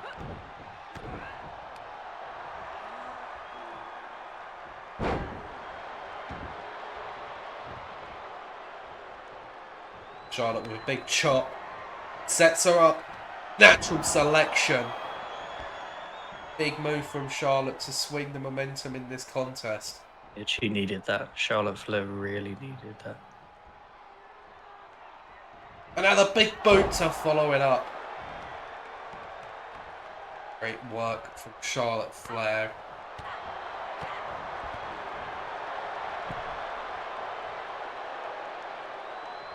Looks a bit dazed, a bit stunned. I don't think Asuka knows entirely where she is, to be honest with you. All of a sudden, Charlotte Flair in firm control of this match.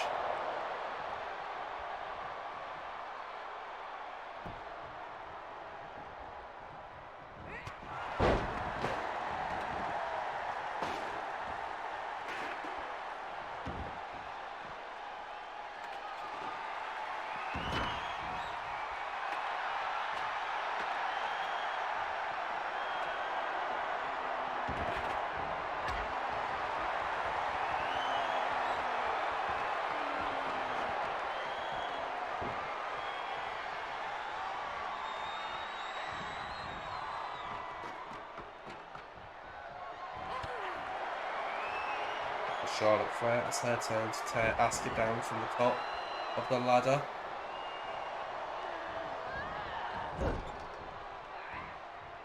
Now working the arm of Asuka, taking away all those holds and strikes. Very wise game plan.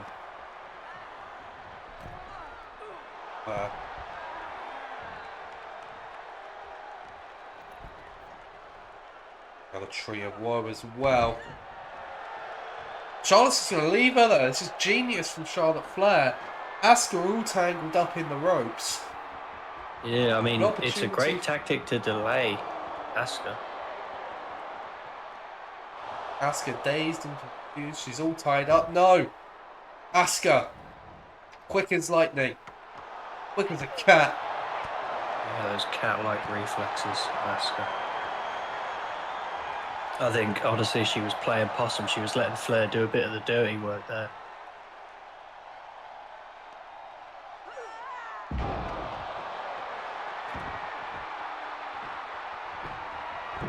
Oh, nobody home.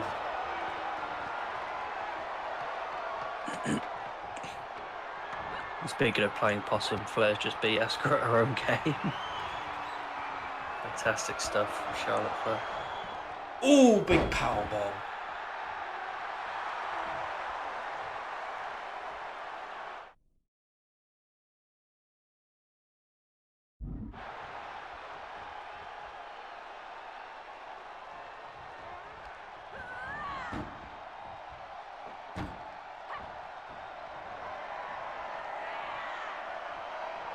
Through the table goes Charlotte.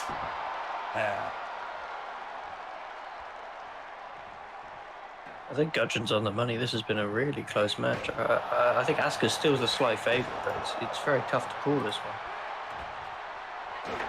Charlotte Flair with a chop. Centre of the ring. Natural selection. Asuka may be out, but the Flair have the time. Well, she's not going to have the time if she's going to float like that. I don't know what Flair's thinking. Doesn't seem to be thinking at all, to be quite honest.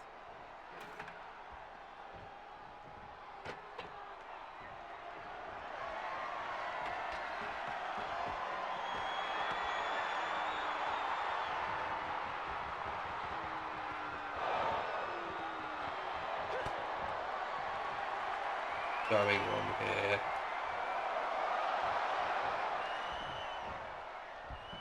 Oh, and another power bomb.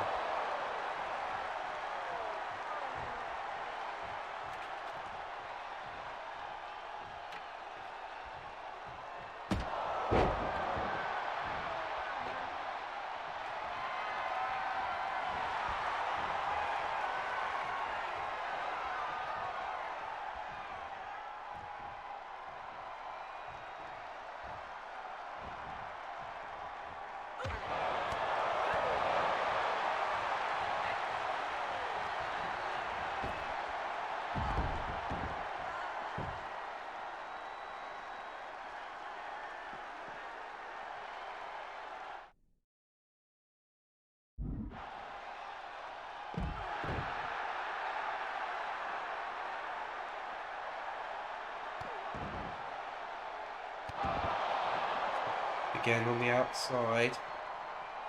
Asuka with a poison mist to the face of Flair. Oh my god. Flair stunned. She can't see. Asuka. That's got to be it. She had a plan. She's executed it. Flair.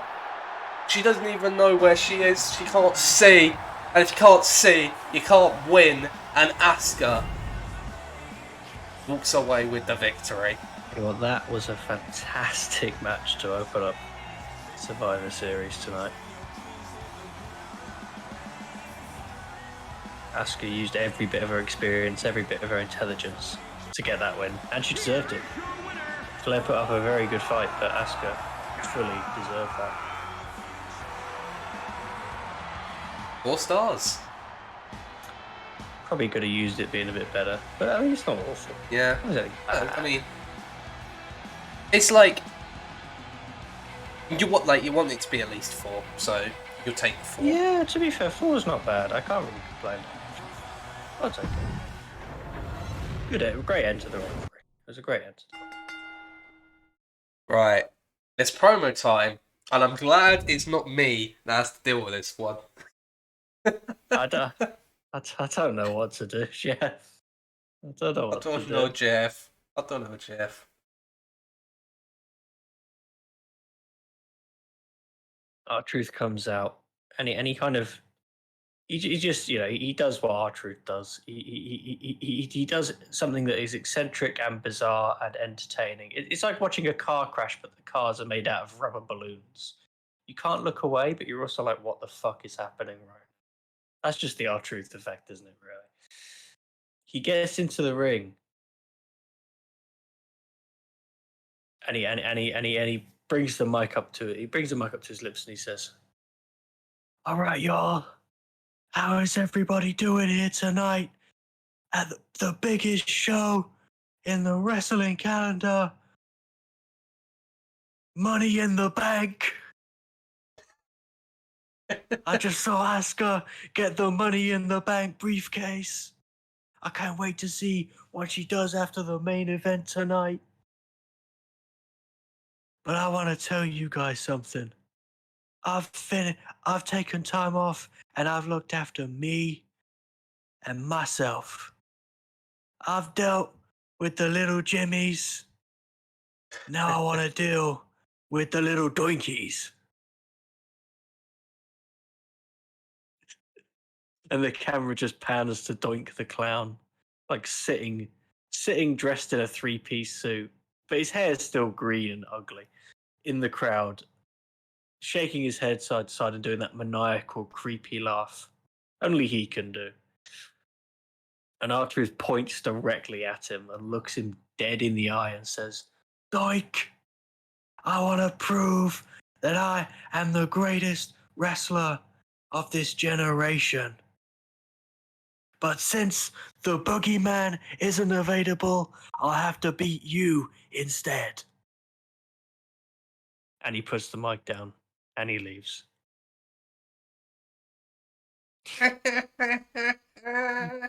Gudgeon just hates Doink.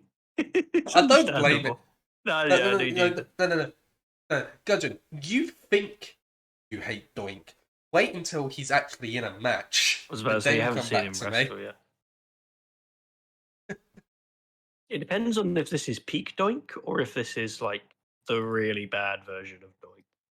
That's the key thing at play here. It's alright, and it started a rivalry. That's all you can.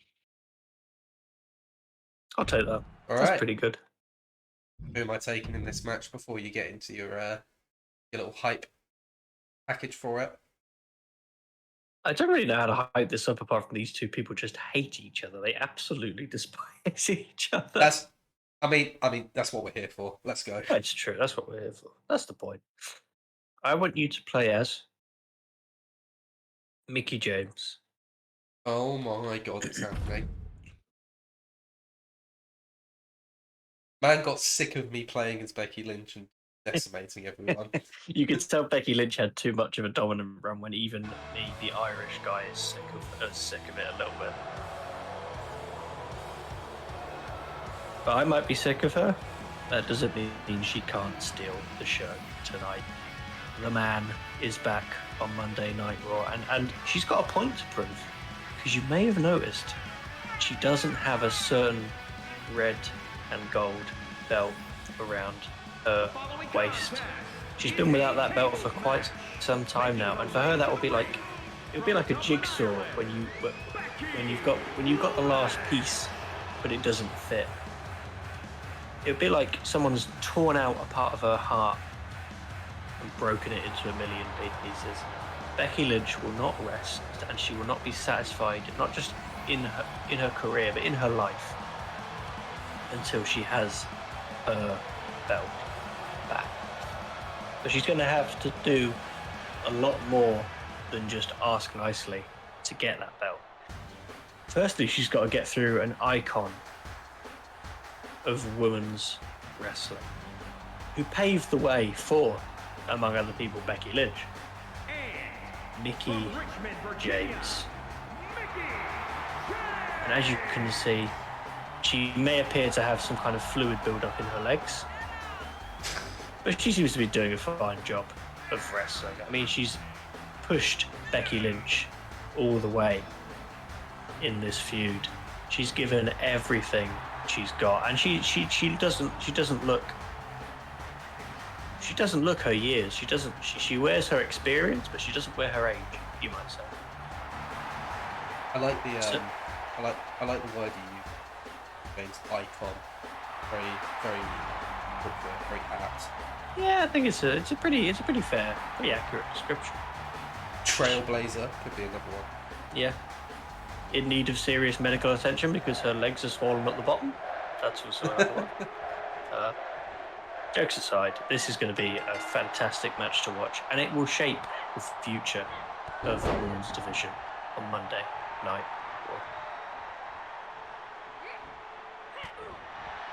James there playing possum.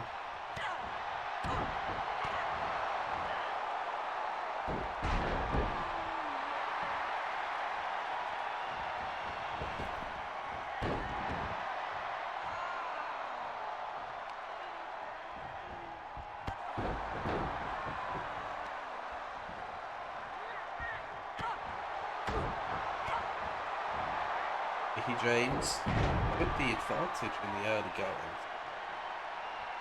Of course, that means nothing in a tables match, as we know. We've already seen one terrible tables match and tables finish tonight. I'm for number 2. Let's go.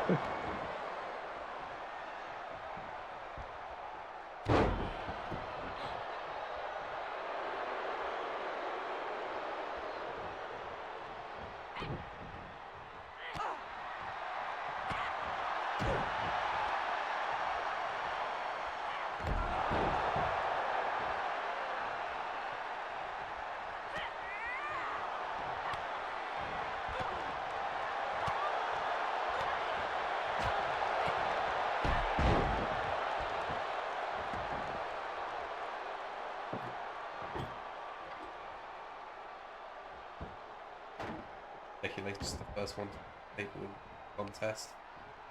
Working on her leg now. Variation. Like a 4.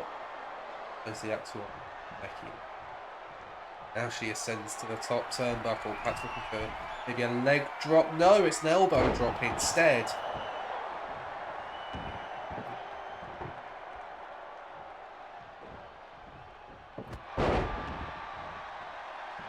James perhaps playing a bit of possum there.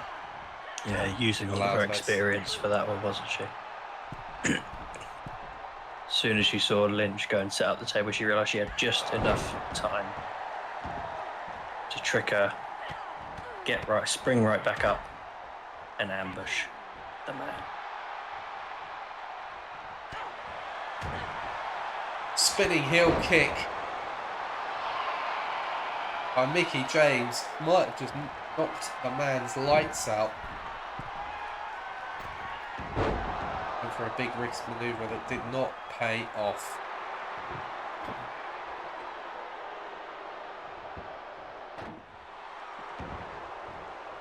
Well, Becky Lynch did not take kindly to that little bit of mockery by Mickey James. And there's the manhandle slam. Becky Lynch has got Mickey James in a bad way. Oh, she's got another table.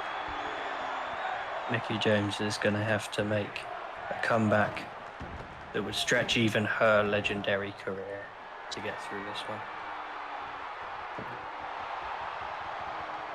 Oh my god.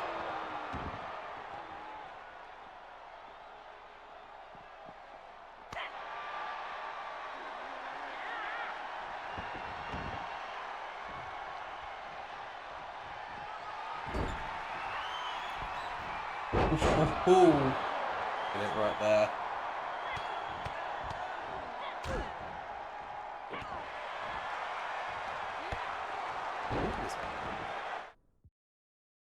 Oh, right. Yeah, I didn't actually know what James' finisher was. Hang on. The DDT. That actually could be it. Becky looking for a back exploder, and she gets it. Becky Lynch wins the tables match. Do you know what? For once, even though it was quite abrupt, it's actually a mildly decent ending to a tables match. It resembled wrestling. It resembled a wrestling match.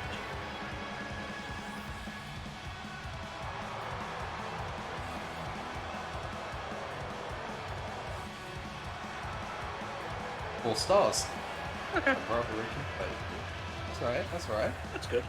I'm glad it wasn't better than the main event. With the opener, sorry. That's good. I'll take that.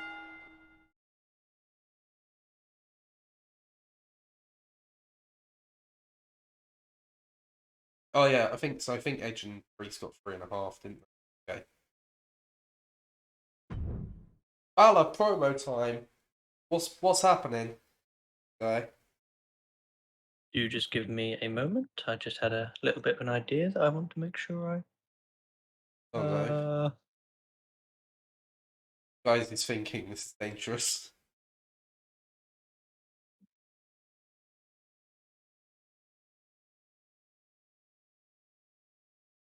Yeah, guys, watch it. Drink it in. Because I swear you'll never see anything like this ever again. He's engaged his tiny pea brain.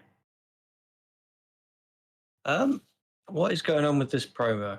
Well, Finn Balor, who is making, I believe, his on-screen debut on Monday Night Raw, has come out and he's got a lot of energy. He's leading the crowd in a clap and a chant of Finn Balor. And as they're chanting his name, he sprints all the way down the rampway and dives straight under the ropes into the ring.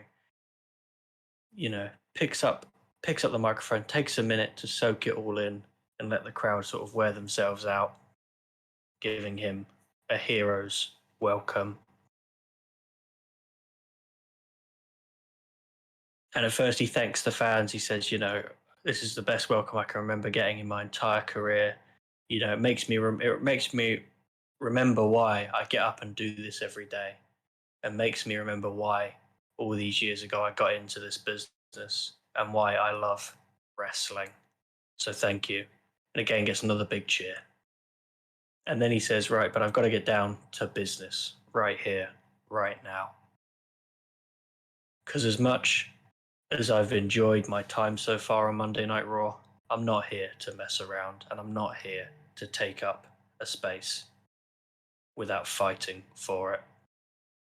And I want to let it be known that when he's done with Cactus Jack, I'm coming after Sheamus. And when I'm done with Sheamus, I'm coming after the Raw Men's Championship and the greatest wrestler to ever walk God's green earth, Papa Shango. So, ladies and gentlemen, thank you, and I will see you all very, very soon. Watch this space. I don't think Samoa Joe is going to take very kindly to Balor assuming that he's going to lose. Oh come on, game recognizes game. Like it's always a tough night when you're up against Papa Shango. Okay, so we've watched 2 matches. So they've got 1 win apiece. So I'm playing this one. Who am I taking? Shut it off. Joe, what I want you to do. Do you know what I want you to do? I want you, right now, to decide who we're going to pick. And do you know how I want you to do it? What? The only way that a rivalry this epic can be finished in an appropriate and fair manner is with a game of eeny, meeny, miny, mo. So I want you to play eeny, meeny, miny, mo, and whoever it lands on, you're going to play them. Right, I don't think you don't remember the last time I even did. I don't even remember how it goes. Eeny, meeny, miny, mo. Am I playing Samoa Joe? Please help me. I don't know. Eeny, meeny, miny, mo. I'm playing as Joe. Sorry. Go on then. As Joe. Go on then. I'll have that. I'll take that. I've ruined it. However, saying that, I have lost a few matches tonight. So... I mean, I'll be interested to see how this goes, to be fair. I am playing to protect the dignity of wrestling. That's what I'm doing right now. If I lose this match, wrestling is forever in the mud. It's over. Wrestling has been hit by some horrendously bad voodoo if he loses this match. I love how Papa Shango has so much heat. I think it's go away heat, you know? I think he's got go away. He is the bad guy, isn't he? He's the bad guy, but if you're listening to the crowd reaction, it's alternating between vociferous booing and literally no reaction whatsoever. It's quite sad. It's X-Pac heat. It's X-Pac heat. X-Pac heat. X-Pac heat. Well, we're calling it Papa heat now. Pap heat. I'm your Papa.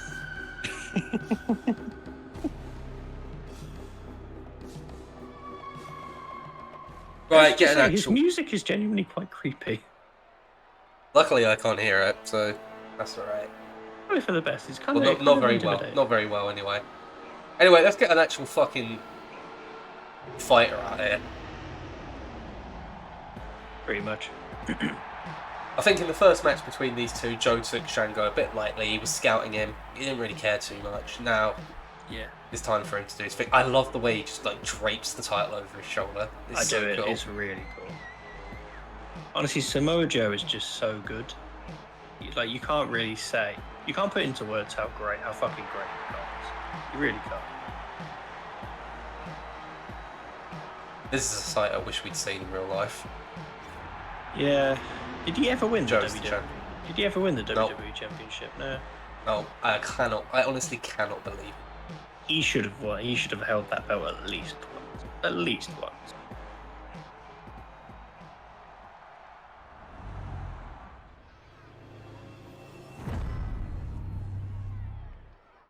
Ladies and gentlemen, this match is for the SmackDown Men's Championship.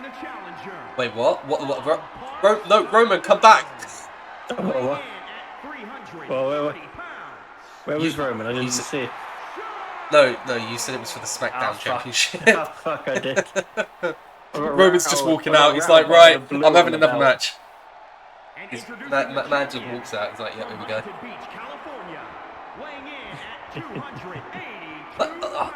Honestly, Joe not winning the world title annoys me so much because, like, it is terrible.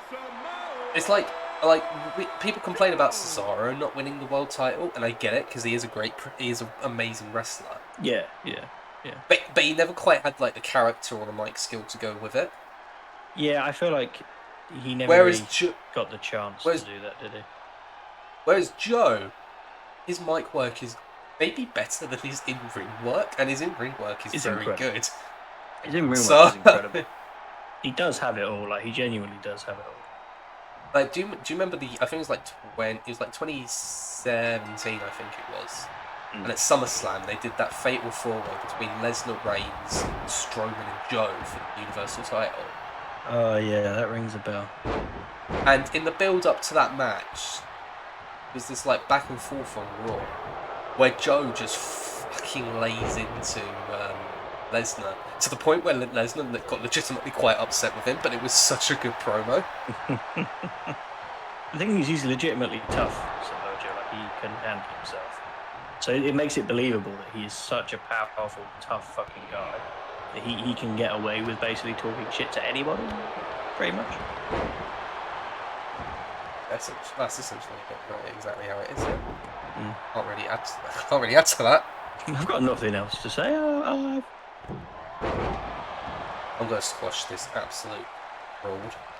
This fraud is getting absolutely shit on. Old fraud. He's brothers with Guardiola. I want to see that fucking family tree. How the fuck is that one? I want to see what sort of stuff's been going on in that family. I don't actually. I really don't. God.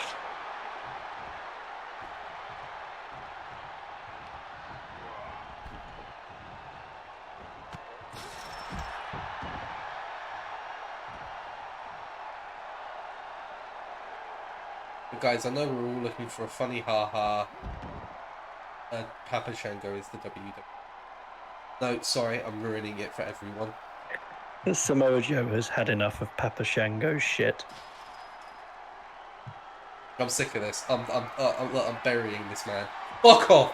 Get out of my cell. He's burying this man like Papa John's after that one interview. Totally, utterly, no discounts, no rebates, no refunds. Oh God. Joe has broken the record for the least amount of time it's taken us to go up the cell in one of these matches. That is not a good thing, particularly if your name starts in Papa and ends in Shango. Joe just says no to Shango. Shang no. Papa Shango, more like Papa Shang no. Papa Shano.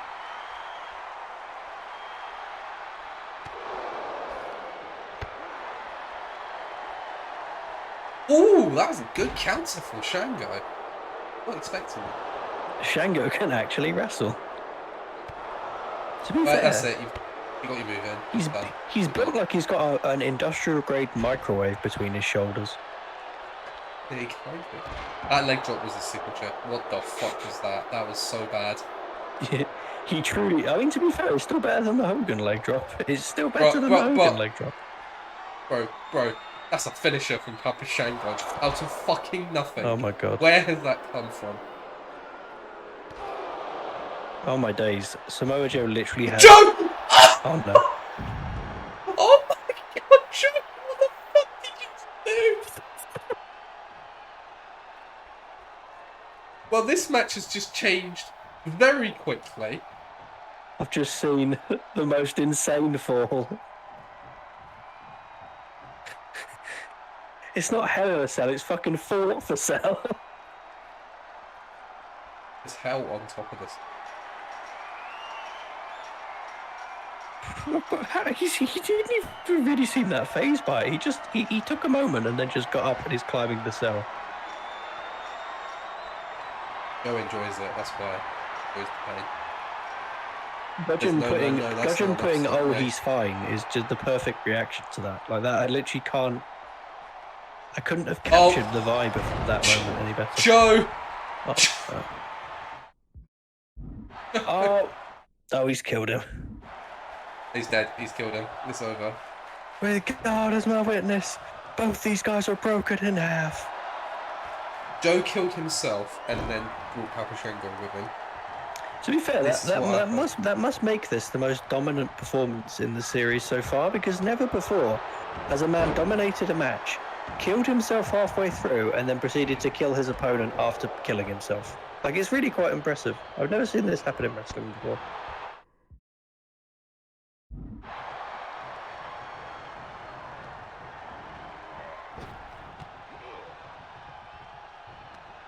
Hang on a second, Papa Shango's getting back into it. I can't believe a wrestling match has broken out. Bro, he just shoved all of Samoa Joe's cake into that top turnbuckle.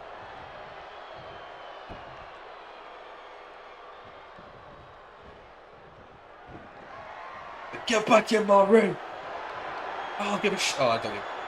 Bro, Samoa Joe doesn't give those things. Fuck. He's furious. But I think Papa Shango doesn't really give a fuck either. He's not. Neither of these guys are playing games right now.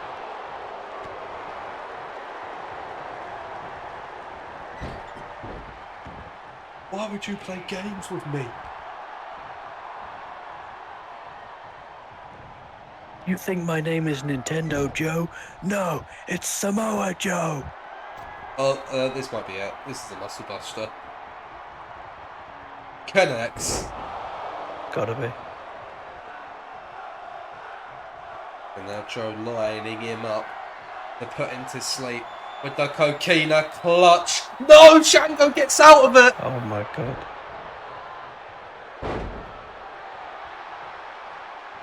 Bro, just stay down. You're not meant to do anything in this match. I mean, I think Shango probably has heard a shit talking him, and he's come out here to prove tonight that he can actually go. And he's not really done it, but to be fair, he's made this a somewhat competitive match. Pretty impressive. Somewhat competitive. It's somewhat competitive. 50% of that competitiveness is because Samoa Joe nearly destroyed his own life. But, you know, you take what you can get.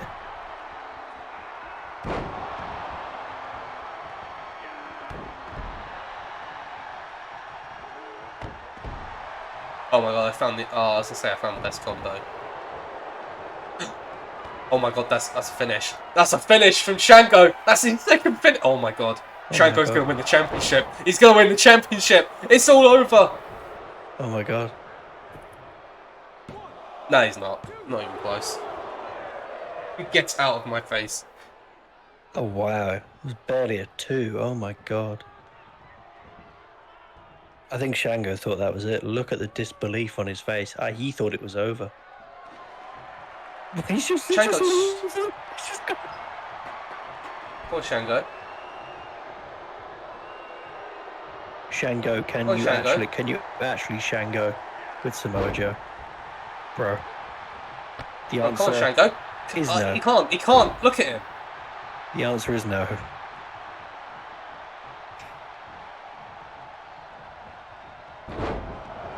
Shango, Well, the no. most depressing thing is we're gonna literally finish this forensic deconstruction of Papa Shango's life and career, and the rivalry's not going to end. It'll go to level 4.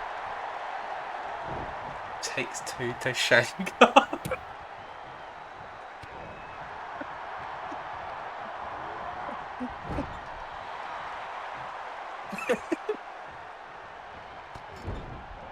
It takes 2.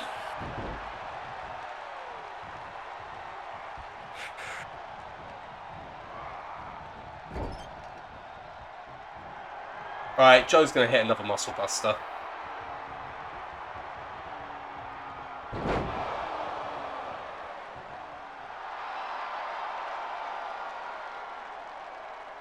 And he's going to hit a coquina clutch, and he's going to put this fucking clown to sleep.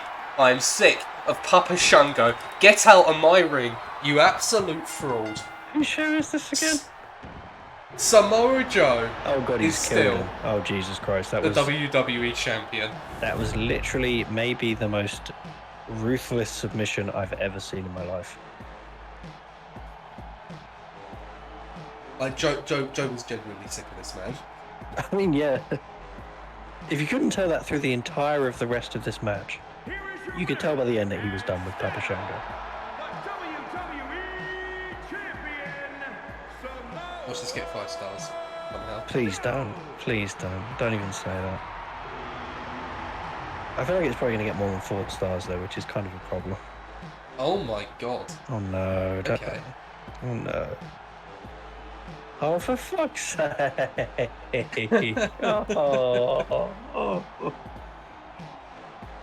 Oh, fam. I mean, at least the rivalry. I'm glad is the correct rivalry's thing. done. I much prefer the rivalry being done now. But still, I've actually put on a really good show. You have got a really good show. Put on a really good. I literally, if I'd have just changed that around, because You know what? originally this was the opener, wasn't it? I think it was the main event initially. To be fair, I mean, Do you know what? Do you know what? If the main event gets 5 stars, it is actually a better show than mine. I don't know if I can see the main event getting 5 stars. I think 4.5 is doable. 5 would be a surprise. I would be surprised. It's possible, but I don't think it's very likely. But you never know. You never know. Hey, look, Goldberg's here. Guys, I'm going to be honest. Goldberg, I literally have no idea how to mimic a Goldberg promo because I've never seen a Goldberg promo and I can't be bothered to look up a Goldberg promo. So I'm just gonna say you're next. We're gonna find out who I mean by you're. I'm not gonna reveal that to you guys yet. Somebody is next. It could be Mae Young. It could be my grandmother. It could be the tax man. It could be the IRS. It could be the government. It could be the Illuminati. It could be me. He could just spear me as he walks backstage. I don't know. But we'll see in the coming weeks who is next for Bill Goldberg. Or as I like to call him, Gil Boldberg.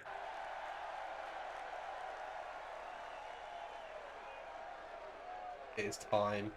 Let's go. Main event. I mean, I'm personally really looking forward to this. Who am I playing as? You're going to play as Io Shirai. Yes.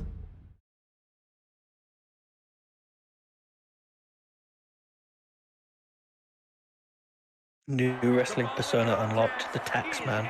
Well, you see, Gudgeon, we wouldn't actually be the first people to do a tax-based character in wrestling. Oh. Please. To be honest, I still find it incredibly hard to believe that Bray Wyatt's father is actually Erwin R. Shyster. I still find that really hard to get my head around. Still. What, Erwin R. Shyster? Yeah, it's such a good pun. It is really good. It is really good.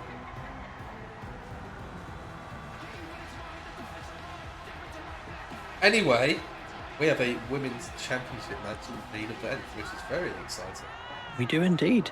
As much as Alexa Bliss's reign with that title was a lot shorter than she would have liked, she has done so amazingly well to pretty much propel herself to the top of this women's division on Monday Night Raw. Like, she didn't start off as one of the top people in this division. She was probably 4th or 5th best, but she has earned every right to be in this title match. And even though she doesn't have the belt, she has the respect of the fans and of myself.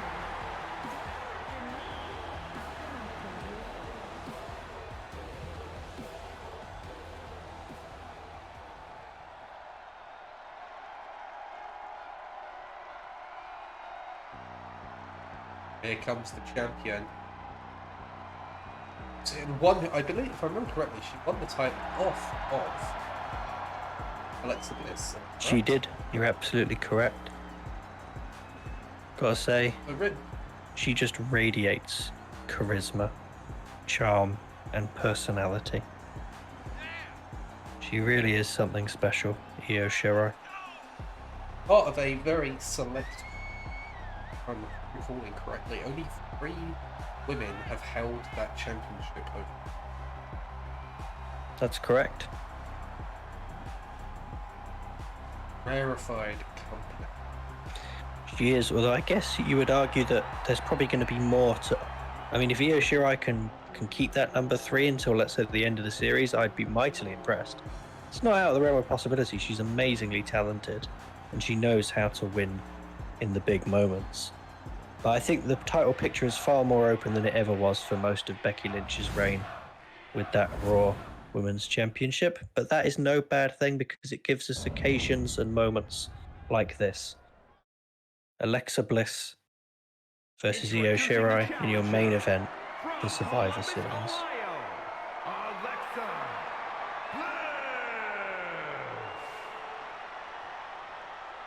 And introducing the champion from Tokyo, Japan, the Raw Women's Champion, Io Shirai.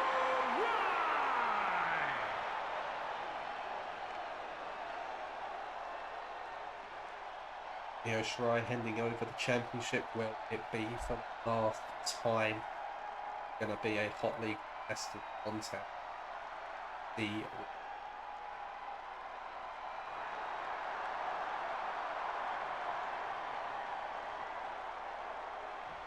Alexa Bliss, Io Shirai, Extreme Rules match for the Raw Women's Championship, and it's underway. Here we go.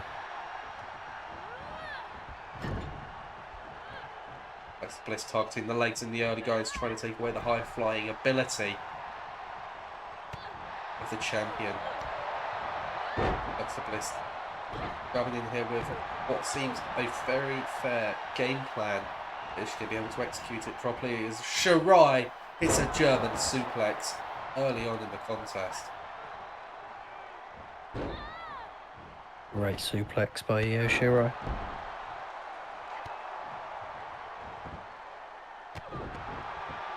First cover of the match. Gets the one. Don't think she expected that. Get the job done. No, maybe meant to be more of a psychological than a Another cover. physical effect. Cover off the Tiger suplex again. Only a 1. Right, keeping them going. White noise. Boy. Cover again. Gets a 2 this time. I mean, that is a pretty devastating maneuver. It's hard to get up from the white noise at the best of times.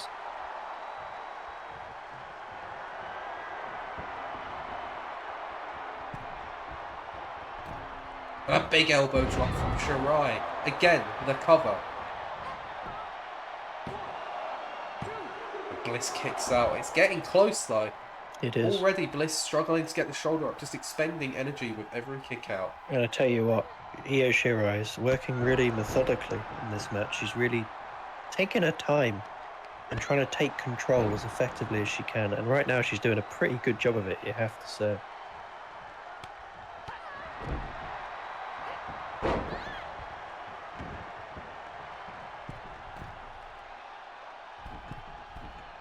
Oh! Alexa Bliss was part way up, and I think that actually made the impact worse on that occasion.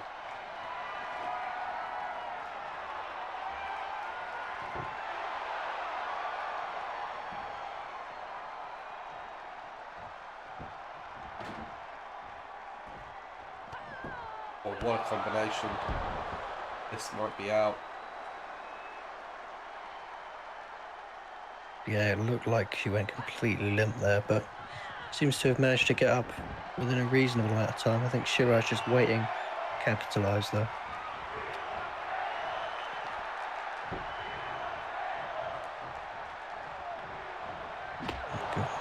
Right, really taking control of the contest now.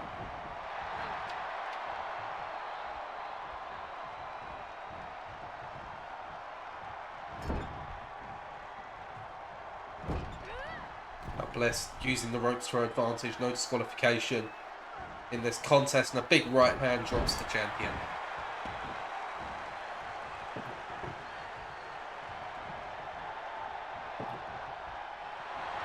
Big clothesline now.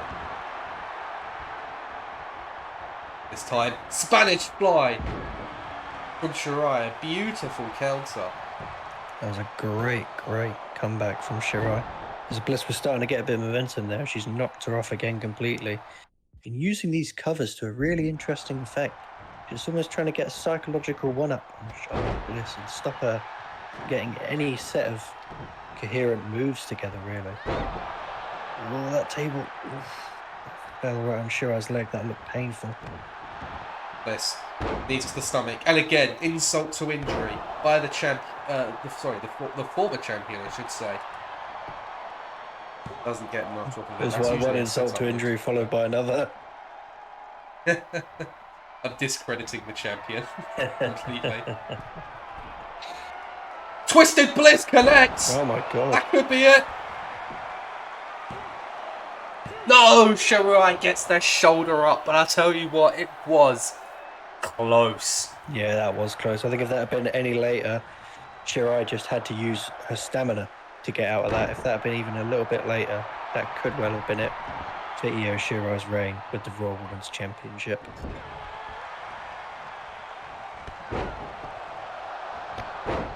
Ducks under. Super kick! Lovely Drops work. Bliss. Great work again by Io Shirai. Fantastic. Taking back control of the contest here.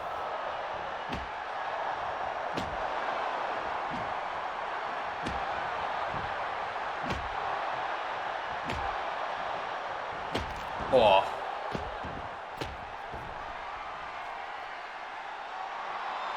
Oh, that candlestick shattered over the head of the former champion.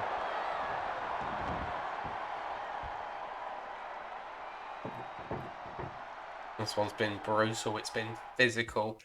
Exactly what you'd expect from an Extreme Rules match, but these two have taken it to another level.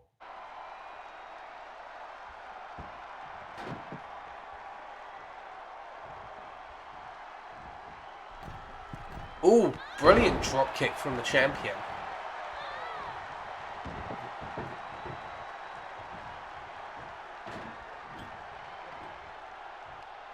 Bliss taking advantage of champion's attention being elsewhere, and there's a backstabber. At least that time the run didn't go on forever. Yeah, I was thinking. Shirai using a modified Rollins run there. Classic maneuver.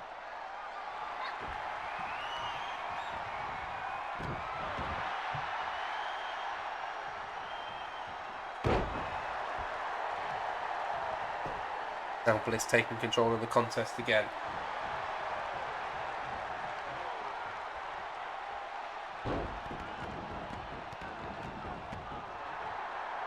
Bliss again with the knees, just keeps dropping the knees. Trying to, I guess, wind the champion, take out her fast-paced style of combat. Trying to keep her off her game, so to speak. Right now, to the top rope. What's she looking for here? A moonsault to the outside. And Bliss looks to be in trouble. Yeah, not to say she's not been in trouble already during this match, but she's in real trouble now.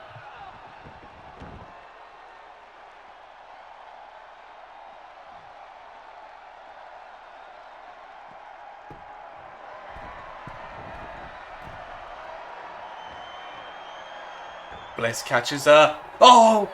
Face first onto the table. I'm quite surprised that didn't get the break, to be honest. Bliss into the cover. Oh, yeah.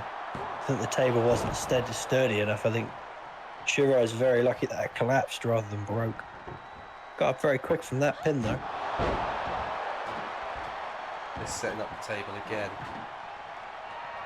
What are we going to see here? Alexa Bliss as the champion.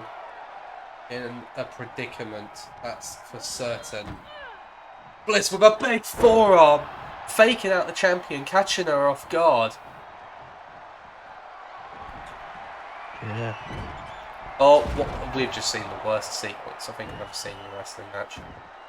Oh gosh. Oh god. How did that break the table? if this had been a tables match, who would have won? I think it would have kept going because she wasn't put through the table. She put herself through the table. Imagine if Io Shirai had won that match as a tables. That would have probably been the saddest thing in human history.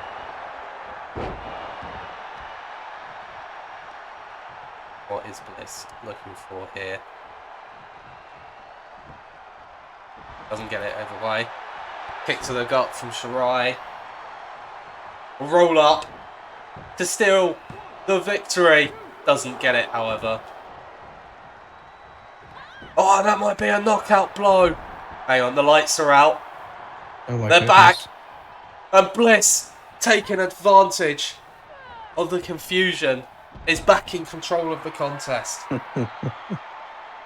Classic change of direction by Alexa Bliss. Now Bliss with the sledgehammer. I don't know why Shirai seemed to invite the chair shot there. The chair shot? There's no chair shot, it's sledgehammer. The chair hammer. The sledge chair. The sledge chair.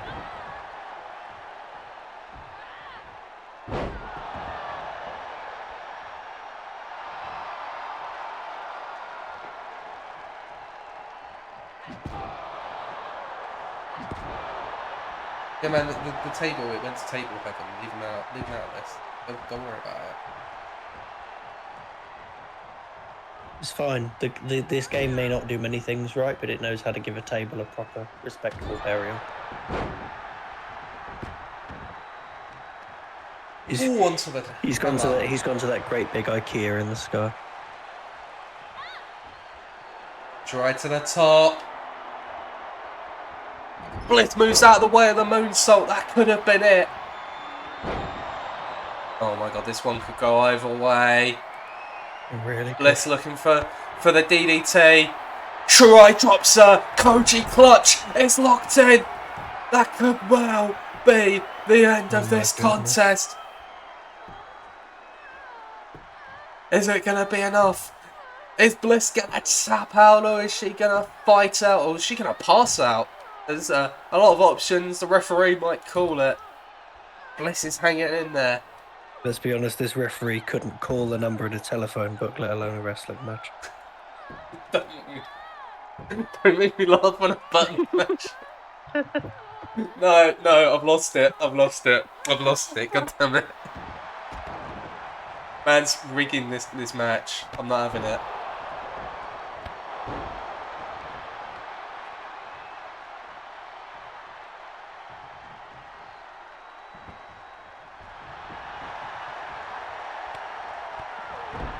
How are we going to make a comprehensive explanation for this in universe if Alexa Bliss now wins this match? Oh, dearie me. Why does the referee keep looking at the fucking Brentway? What has got his attention?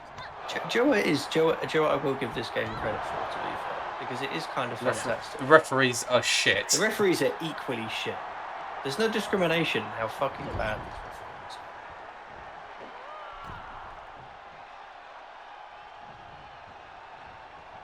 are. Ooh! Bliss might be out. Oh Bliss might be knocked out there. What a manoeuvre from Io Shirai and the moonsault. I think Bliss was knocked out from the kick. The moonsault will do it, and Io Shirai retains the Raw Women's Championship. That was an amazing match, but you can't say that Io Shirai didn't deserve that. I mean, she's collapsed right after the bell. You know, you can't take that away from her.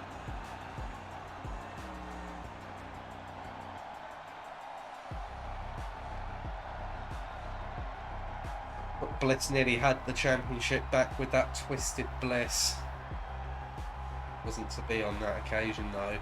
And it's the moonsault in the end, following that devastating knockout kick to the temple of Alexa Bliss, that sees Io Shirai walk out of Survivor Series the same way she walked in, as your champion. Indeed. And she's a worthy champion.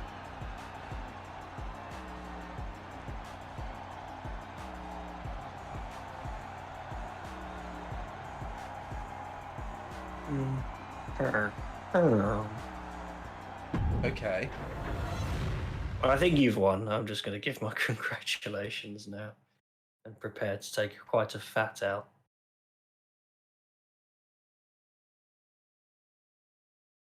Oh.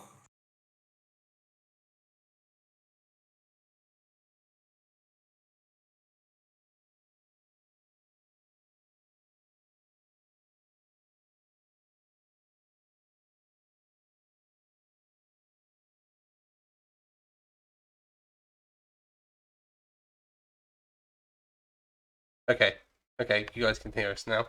The game crashed. I've just realised what this may mean. I'm reloading the game. I'm gonna see what happened.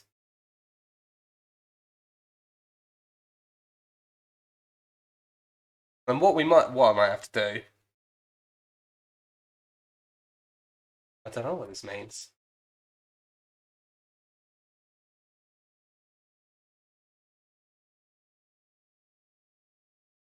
Get to vote. No, this is not a democracy. I can't believe Gudgeon's carried this through.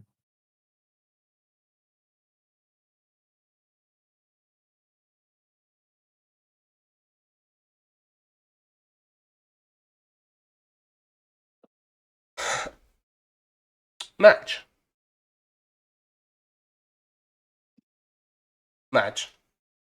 Yes. Where do you think Mm-hmm. it's loaded? Where do you think the game has loaded? Like, what point it's loaded at? At what point do you think it's loaded at?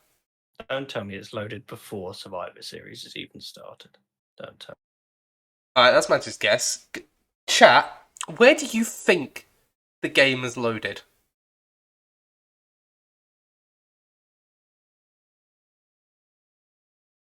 Where do you think the game has decided that we should be put to? It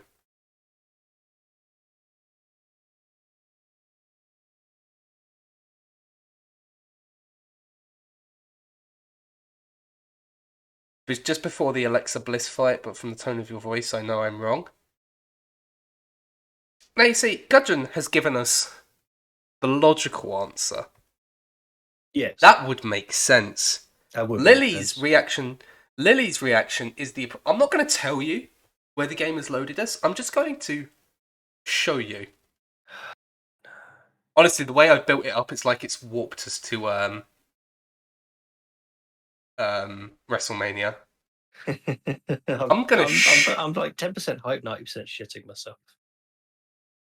I'm going to show you where the game has loaded us in 3, 2, or 1.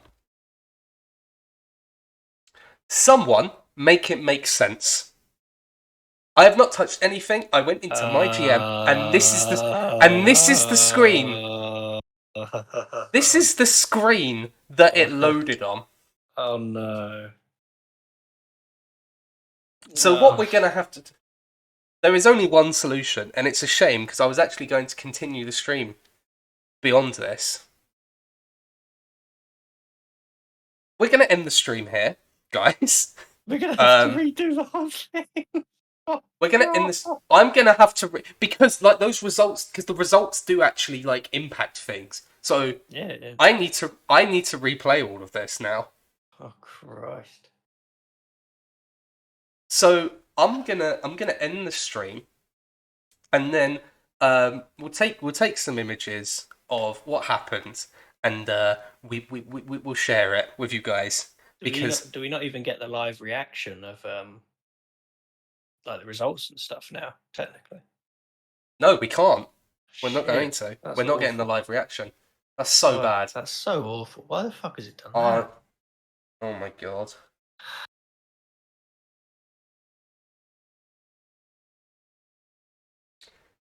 The alternative, because I'm just going to go full disclosure, I'm going to go like online mode for these matches. I'm just going to like cheese the game to win. That's fair. Because by the way, guys, the way I play, I don't just play to win, because otherwise every match will be over in about 2 minutes. So I'll do that. Because the alternative is just sitting on the BRB screen for like an hour. And I don't vibe with that. Mm.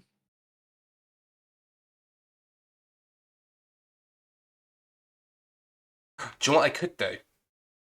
What? We could end the stream. Mm. Yeah. We'll end the stream. Mm. Everyone can go on with what they're doing. Yes. But leave the tab open. Yes. I will play through this, and then in about an hour's time, we will reconvene here, and we will do a short mini stream of like 10 minutes where we will see the results. Yeah, that sounds pretty good. I'm up for that. So, thank you guys for watching.